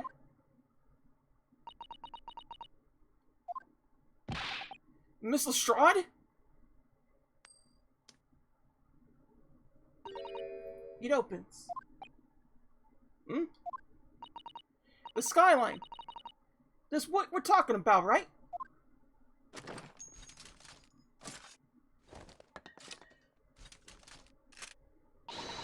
All them skylines open. Dead easy. More easily than you could load that weapon. That's a lie, I tell you. Otherwise, when I broke wind, you can't do it from the inside, you mug. Oh. Look, a few weeks ago, I was on the roof deck of one of them drags. And I had great haul.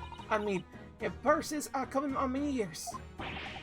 Mr. Lestrade, this is not the form to be, utilizing, the subject of your criminal activities. Well, anyway, I ain't a bit of scared. When I lifted the last bloke's purse, he got wise to me. All four of them surrounded me, so I couldn't, off the bus and leg it.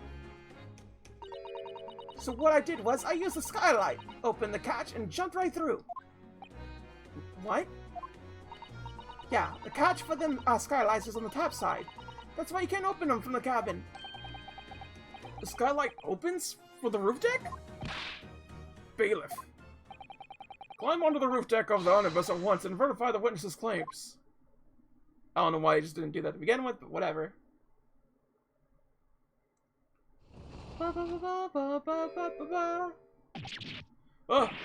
My hat! See?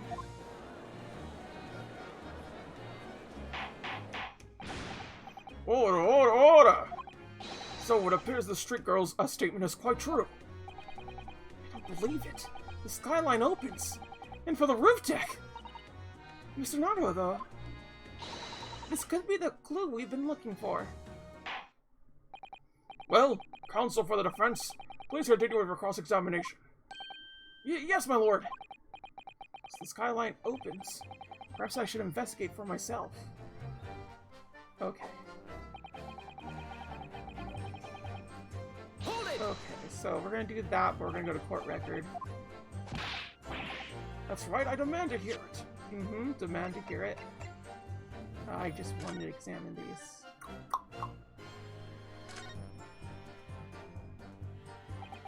So the skyline was fastened shut before. And now the catch has been undone. We should be able to open it.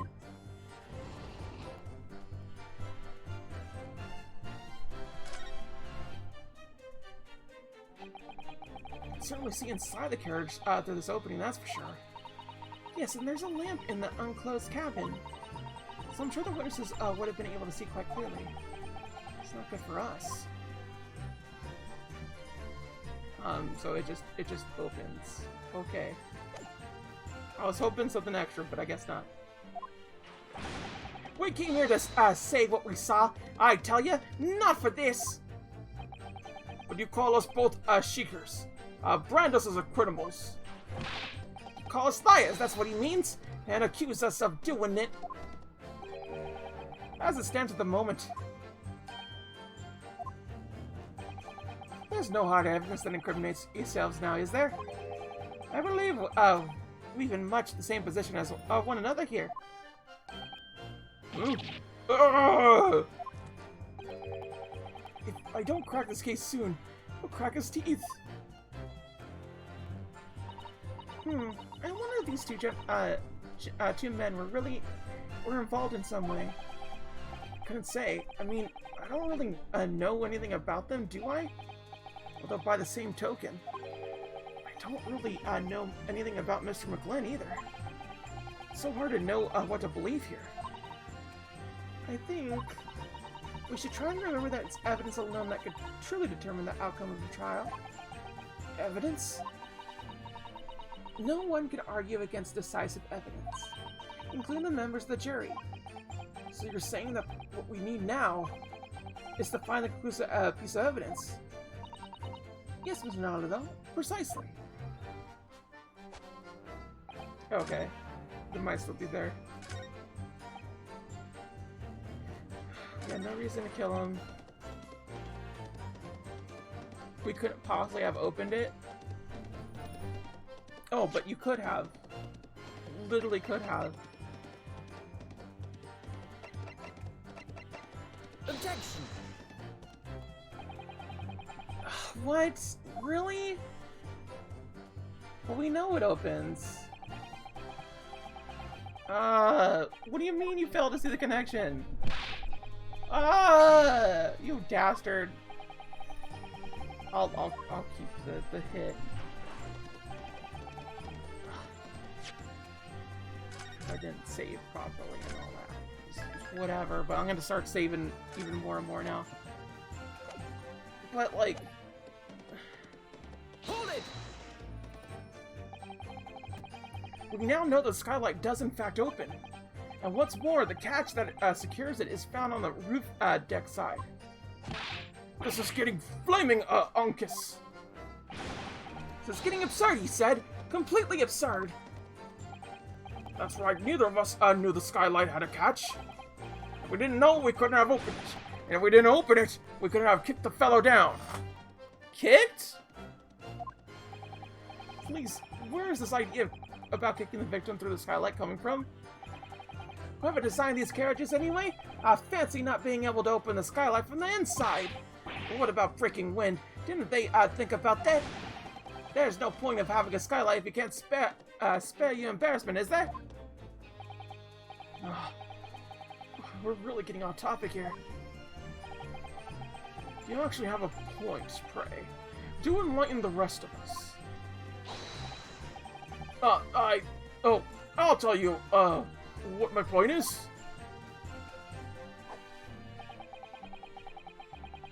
Be sure, so where's your proof? If I'm sure, where's the proof? Hold it!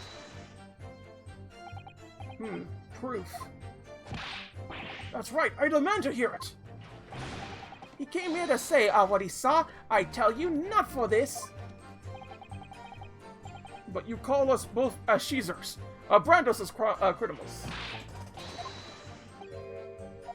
Okay, yeah, it's the same thing.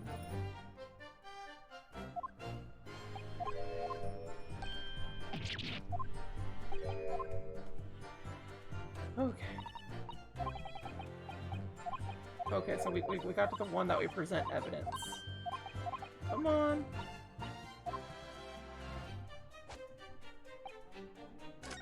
Unfortunately, it's like the very end, so that kind of sucks. Victim fell through the. Where's my proof? Where's my elephant?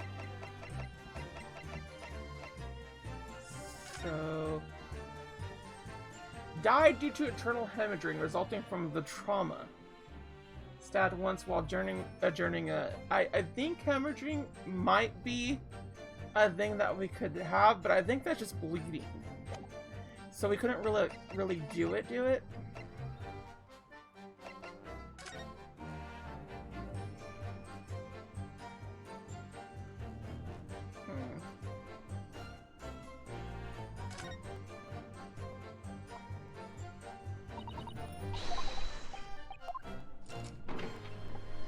Can we look from the inside out?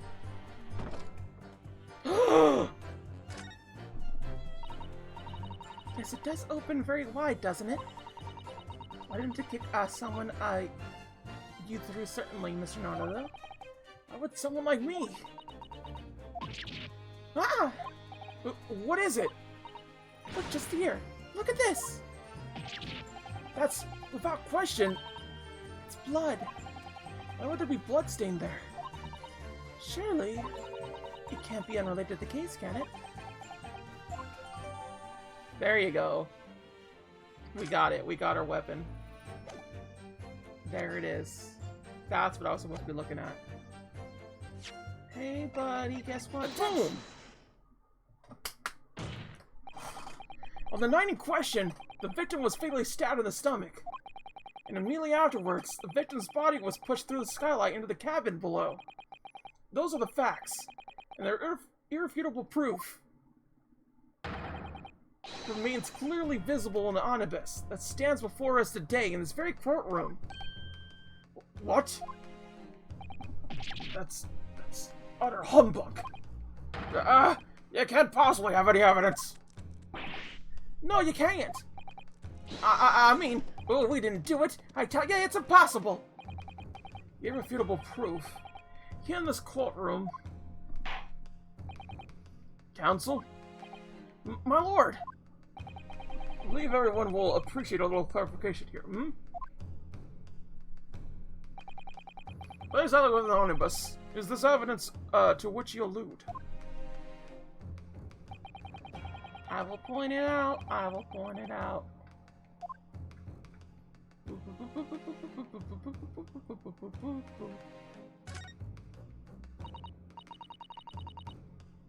Dang it, I was supposed to press the X button. No, I'm trapped in texting L. Please let me leave. Let me leave. Let me leave. Let me leave. Let me leave. Ah. By Jupiter! Is that blood? Ah! This bloodstain proves two things. Firstly, when the incident occurred, the skylight of the omnibus was open. What? And secondly, the victim was already bleeding when he fell through the opening. Oh my! And so it follows that Mr. McGlynn, who was inside the enclosed cabin himself at the time, cannot possibly be guilty of this crime. No!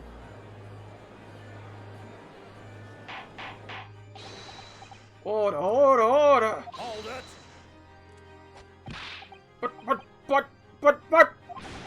But the blood could have sprayed up there when the fellow was stabbed inside the cabin. And only found its way to that one particular spot in the skylight? Sure, that would have been very convenient. And let's keep in mind that the skylight catch can only be unfastened by the roof tack. I myself wouldn't have been able to open it now, would I? But... There's no way to know for certain, is there? The chint really fell to the sky, I mean. Why don't we have a good look at the floor in the cabin between the two seats, Mr. First? Tis all too plain, if you see. There's the aftermath that shows the poor fella dropping from a far height right there, so it is. What? No! But it can't be! It's all lies! My fellow jury members, I think we can all agree. This is clear proof of the defendant's innocence, can't we? I believe we can, yes, sir. It's clear to me now where the filthy rubbish can be found in this courtroom. So they thought they could pull the wool over my eyes, did they?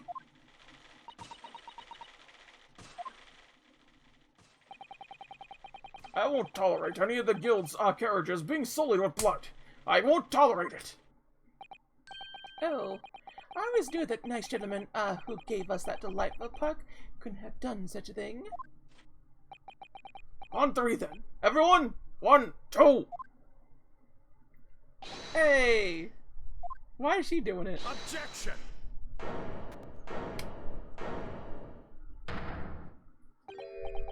A chilling performance, Mr. McGlynn.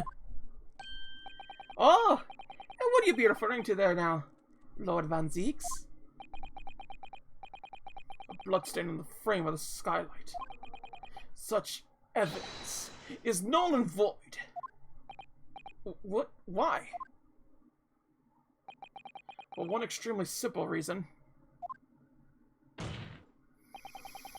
That smear of blood never existed. Objection! What? What are you talking about? It's there for all to see. It's clearly blood. Objection! I personally attended Scotland Yard's investigation of the omnibus. The officers involved went over the carriage with a fine-tooth comb, so I could state with absolute certainty. No such smear of blood existed in the carriage. At least not until this trial began. But are you suggesting, Lord Van Zeeks, that this stain of blood is fabricated, my lord? Yes. And while this court has been in session. What?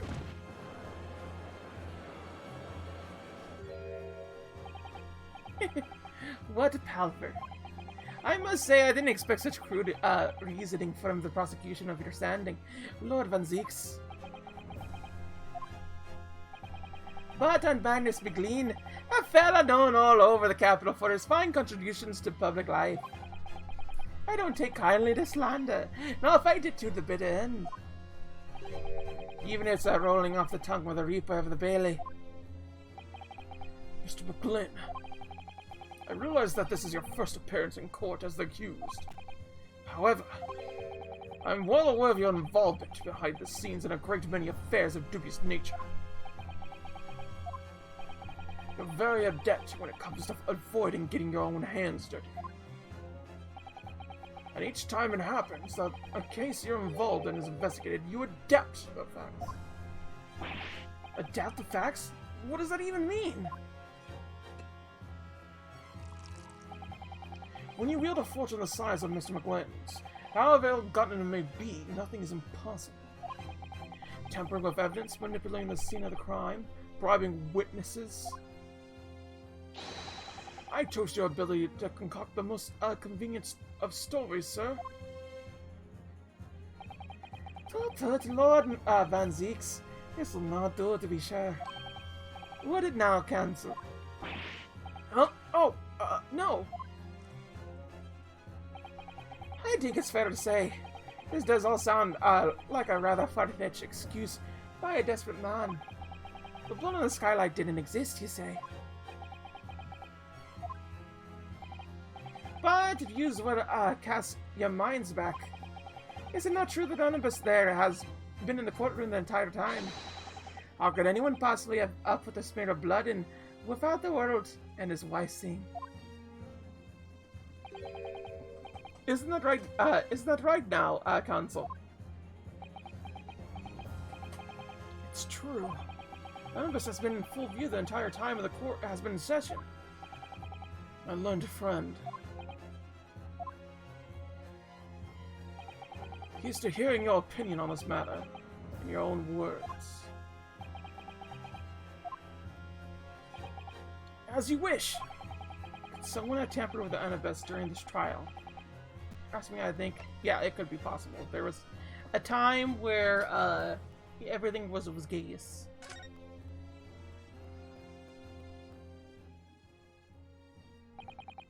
As a defense lawyer, it's my job to advocate for the defendant as best I can. But still, I feel as though there's something even more important at stake here. There's no evidence to suggest that the defendant did as my learned friend suggests. However, in terms of having the opportunity to carry out the alleged tampering, there is one possibility. Oh? Good gracious! Explain yourself, Counsel.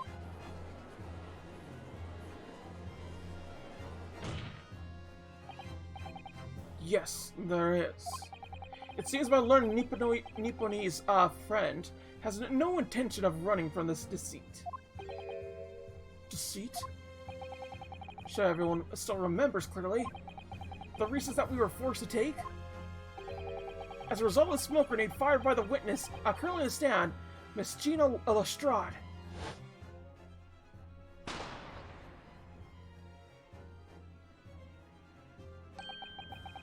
What is going on? Be careful, Mr. Naruto. Cover your face! Bailiff, don't let the accused escape. Secure the Anubis. I hereby call an emergency, recess. Bailiff, ensure the defendant is in custody. And clear the courtroom. The courtroom was filled with smoke, and everyone, was thrown into confusion. All of us were made to leave the chamber. In that brief interval, under the veil of smoke and all the chaos, it could have been possible to steal inside the Anubis.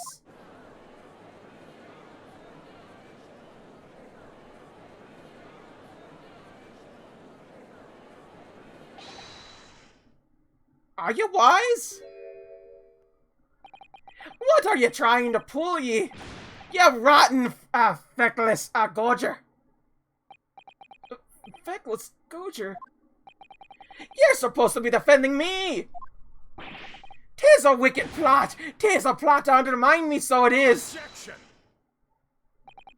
Whatever you think this is, it changes nothing. The facts are the same. After this courtroom was evacuated earlier as a result of the smoke grenade, a number of inconsistencies materialized in relation to the Anubis. Inconsistencies such as... To start with, the storage compartment underneath the rear passenger seat. When the police investigated Anubis, this compartment was full of the driver's items. Secondly, we had a smear of the blood on the edge of the skylight. As I have said, this is not present at the start of the trial this morning.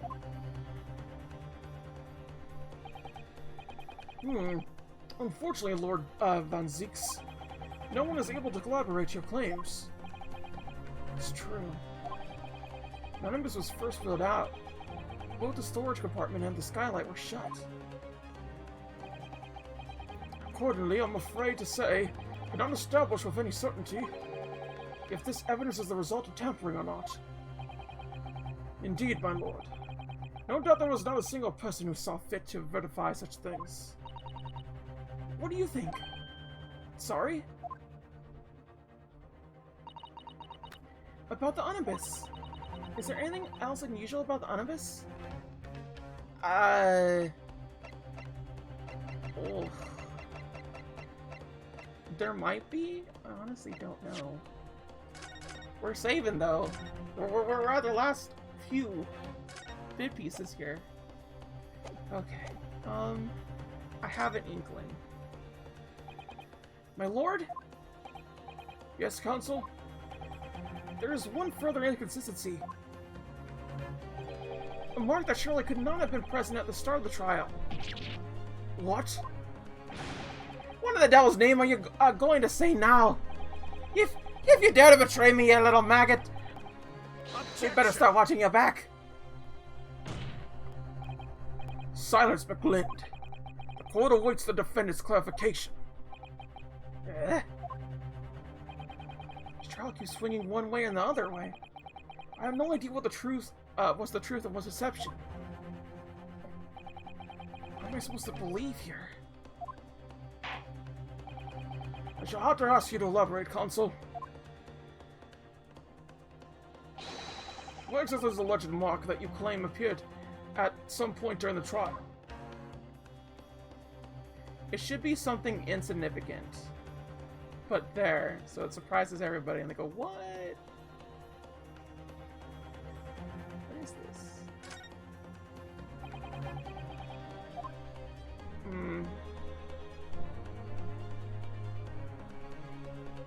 Oh, yo, there's a thing right here. Oh, that's the poster for the great exhibition that's due to start 6 months from now.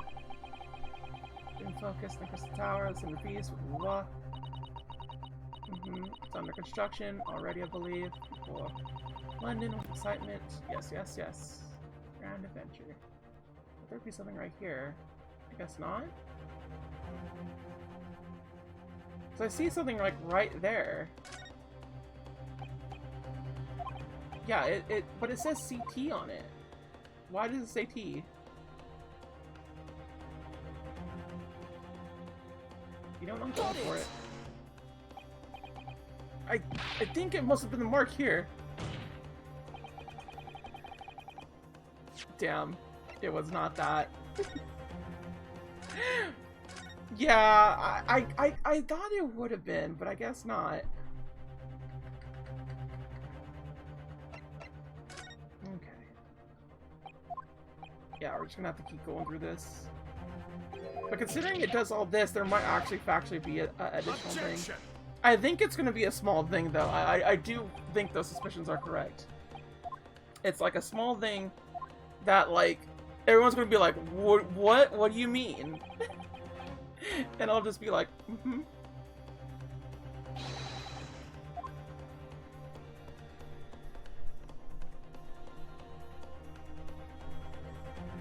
Now, this seems like it, too. That's blood, isn't it? Oh, it doesn't look the same. Is something wrong? Oh, it's just...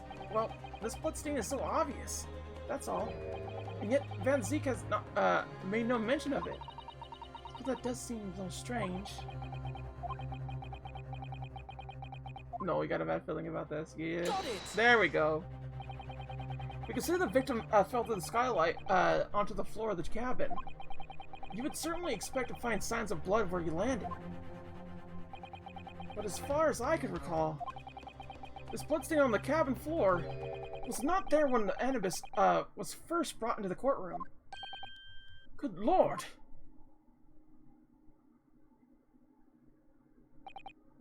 Yes, I do believe you're correct, Consul. Well said. Although, as advocate for the defense, one might say that this is a very careless slip of the tongue.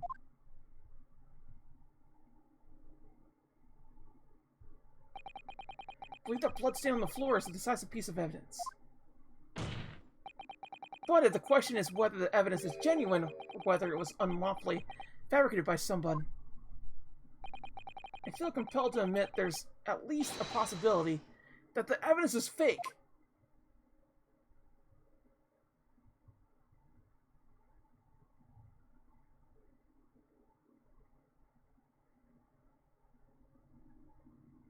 They're all like, what are you doing, bitch? This trial is over!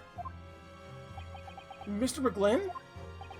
I've done everything I possibly can to cooperate with the court, but 'tis all over now! But you're the defendant! 'Tis over, I tell ye! Memory, recollection, what people think they saw. 'Tis all a moment. Facts are what counts, and the fact is the bloodstain is there, no? Well, you know, over the course of the desperate trial, long and extremely drawn out as it has been, that good-for-nothing Reaper of a Bailey has failed to present any decisive evidence at all. I'm scandalized. So I am. I thought better of Lord Van Zeeks. Well, my lord. Must concur with the defendant. The unaffirmed recollections of that individual cannot stand as evidence. At this moment in time, the particular bloodstain in question is very much in existence, in an absence of any credible method by which to prove its alleged previous non-existence. I regret to say that it be improper for this trial to continue. Your lordship can't be serious. Lord Van Zeeks, what is your position? The prosecution, my lord. There's no further witnesses or evidence to present. Very well. In that case, as I believe we have explored every possible avenue in this matter, I shall proceed to my injunction. As a formality, of course, I'm obliged to confirm with the defendant first. What formality? As things stand in the moment, it would seem that Mr. McGlynn would be found not guilty. Yes. Which would mean we've won. Is that really the right outcome here? Is it really alright for the trial to come to an end now, with all these unexplained inconsistencies? Counsel for the defense, your closing statement, please.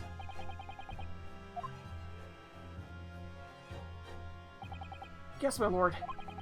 The defense believes the defendant could be guilty.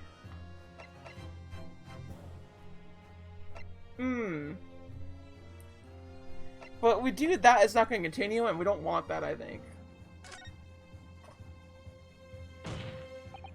I am here in this courtroom today to advocate for the defendant of my client, Mr. McGlynn. However, at this moment in time, I cannot in good consciousness attest fully to the defense's innocence. What are you saying, man? Found in question, there is no conclusive evidence to prove that the defendant is guilty. However, there is also no conclusive evidence to prove that he is innocent. Good gracious me! Right? Order! This is unprecedented behavior, Consul. A defensive lawyer calling the accused innocent into question. Are you of sound mind?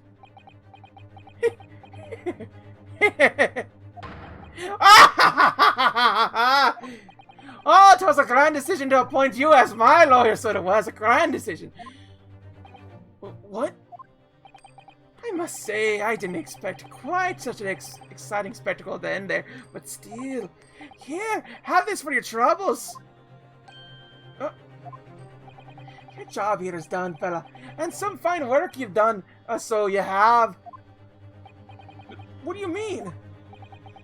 It's just as the right honorable gentleman subsequently put it before. The trial can't go on anymore. And your closing statement, that was... How did he put it now? Nothing more than formality.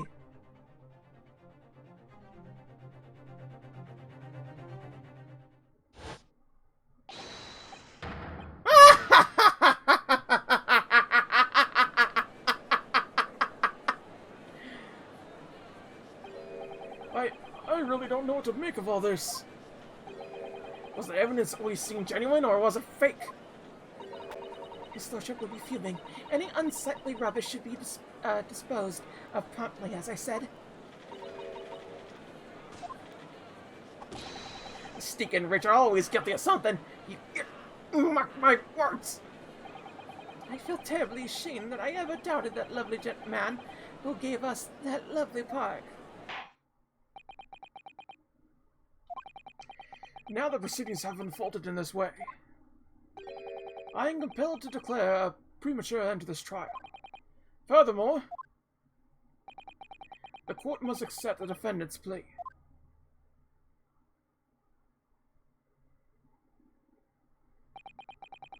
I take you kindly, my lord.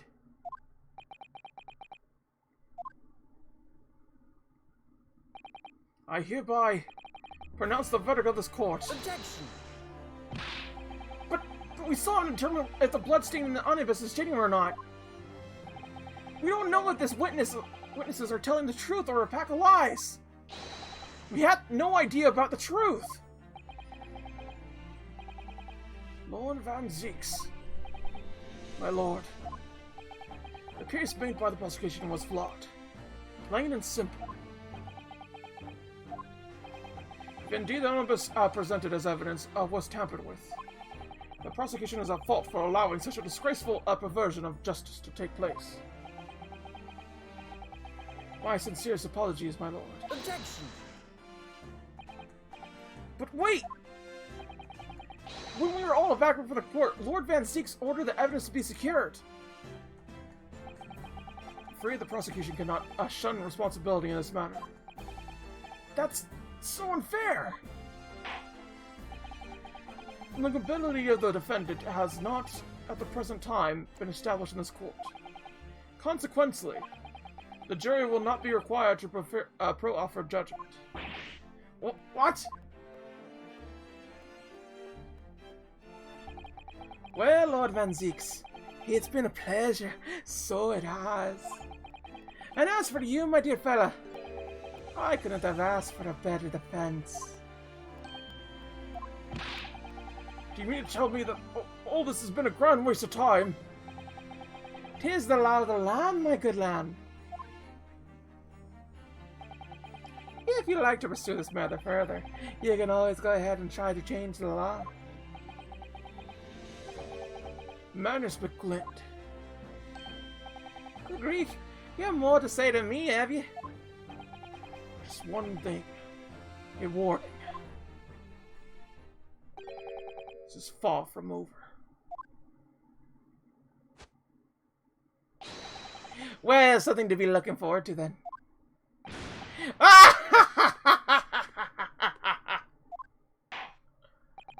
Hereby pronounce the defendant, Mr. Magnus McGlind, not guilty. Woo! We did it, everybody! Yay! It ended well! Woo! Did this shit seriously happen? Is he just getting away scot-free? Is he big bad?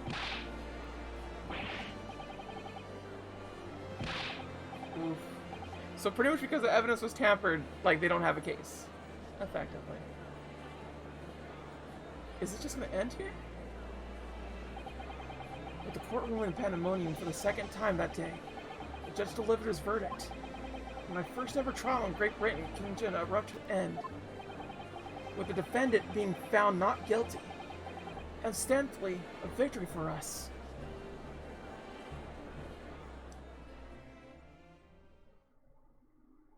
Whew. 18th February, 5:14 p.m. The Old Bailey, defendant's antechamber. It certainly was a long trial. Ah, yes, it was. Your first ever trial on a foreign soil, and your first victory. It's a wonderful performance. My heartfelt congratulations. And to you, Mrs. Sato. Thank you for your assistance. I suppose we should be happy. Trouble is, we're still completely in the dark about what actually happened. Well, we didn't have enough time. But isn't it wrong? I mean, who was actually responsible for Mr. Mason's death? We don't even know that. The sole aim of the defense is to obtain a verdict that exonerates the defendant. You carried out your duty to perfection. Aye, that you did. Mr. McGlynn? and the girl that is with him too. Well, it seems the stories are true. Oh, what stories? About the 6 enormous fireworks they do be lit off when there's a verdict of not guilty. I'm sure you must have seen them now. Spectacular, wouldn't you say? Yes, definitely. I bet it was a sight to behold, and to be sure it was.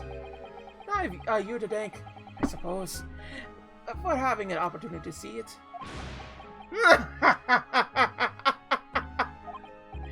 Oh, I don't know about that. I'm not sure I really did anything. What are you saying, fella? How did I walk out of there? A free man, then? I don't think it was so much thanks to me as down to your planning.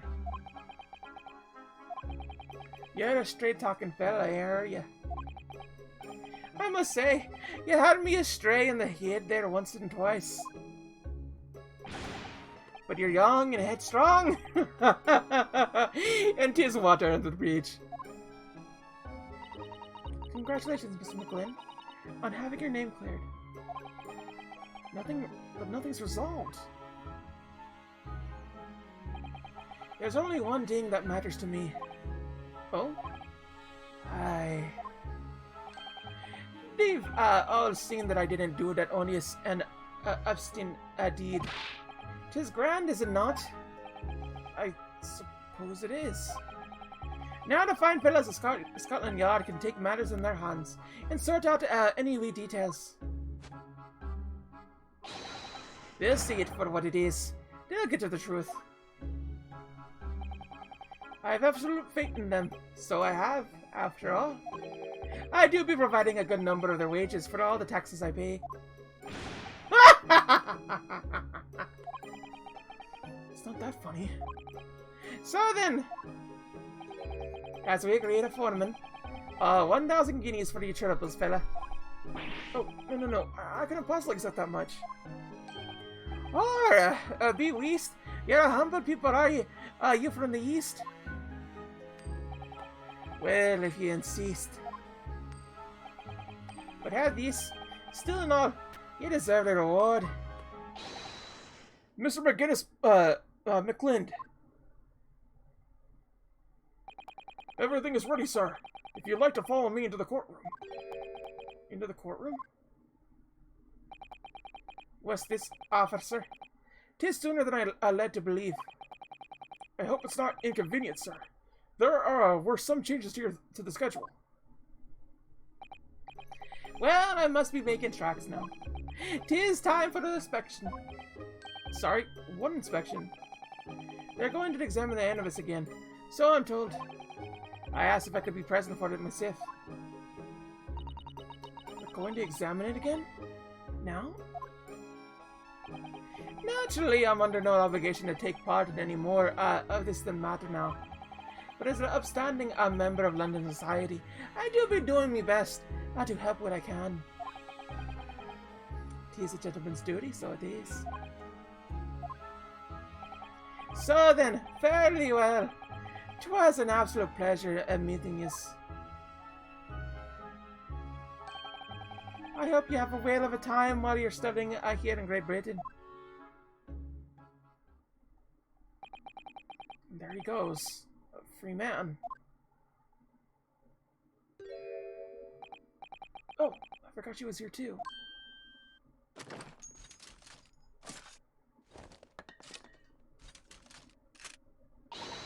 Don't move! First, I want to say, get a move on. She really does take forever to load that thing. Mr. Lestrade, would you mind putting that thing down? Yeah, grown up. Sorry? And I had all grown-ups. Ah, there you are. Oh. Naughty, running off like that. Is that some kind of picnic? Who's this little girl now? And taking that with you as well. I was looking forward to the trial run of my experimental smoke grenade launcher.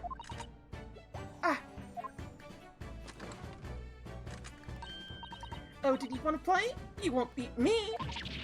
Grr. Excuse me, but who are you? Oh, good day to you. I'm, well, the inventor, I suppose. That machine. The inventor? Well, normal smoke grenades are so dull, don't you agree? White, white, and more white. If you had to be surrounded in smoke, it could at least be a pretty color, I thought to myself. Do we have to be shrouded in smoke, though? At all? I just took my eyes off it for a moment whilst I was changing into a different Unibus, and she pinched it. Luckily, I fitted it with a telegraphic beacon. A what's it? What? I have no idea what this girl is talking about. Anyway, you're coming with me now. Back to my laboratory. What? Well, what for? To apologize, of course, silly. To my technician. What? You mean to say sorry? You must say sorry when you've done something wrong. Surely an adult has told you that before. An adult? I don't listen to no adults. Come along then, follow me. Fine. Have it your way. Oh, good. You see, I knew you'd want to do the right thing in the end. Fairly sure that, what she wants is not to get shot by that massive gun of yours. They're cute together. I like them together. That's cute. We'll be leaving now then. Bye-bye. I'm so sorry for all the fuss. You remind me of Mizuki and Iris.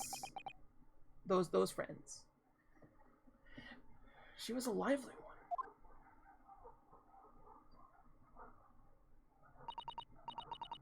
Well, do you think perhaps we ought to be on our way to now? Yes, you're right, but where to? Oh. We haven't had time to find a place to stay. No sooner have we arrived in London, we had to rush here. Our traveling cases are still in the, with the bailiff.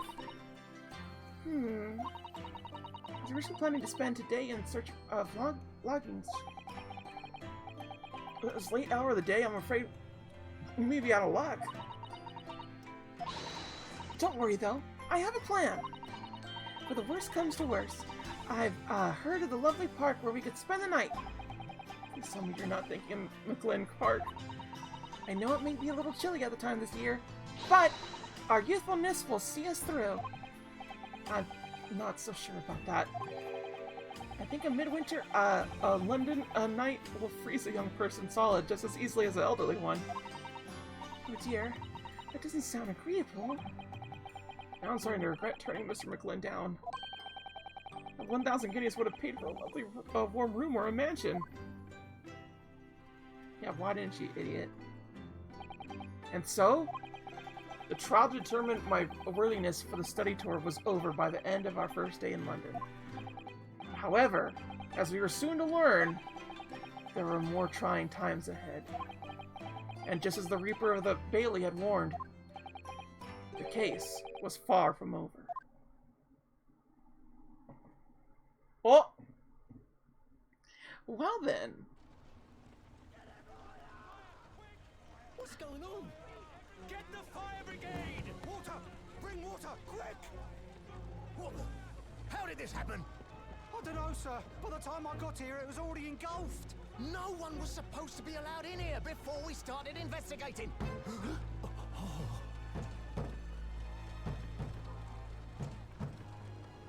No. Oh, good God. There's someone in there.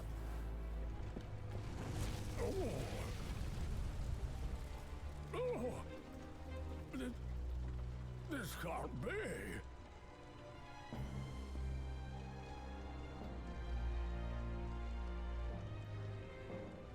Who was in there?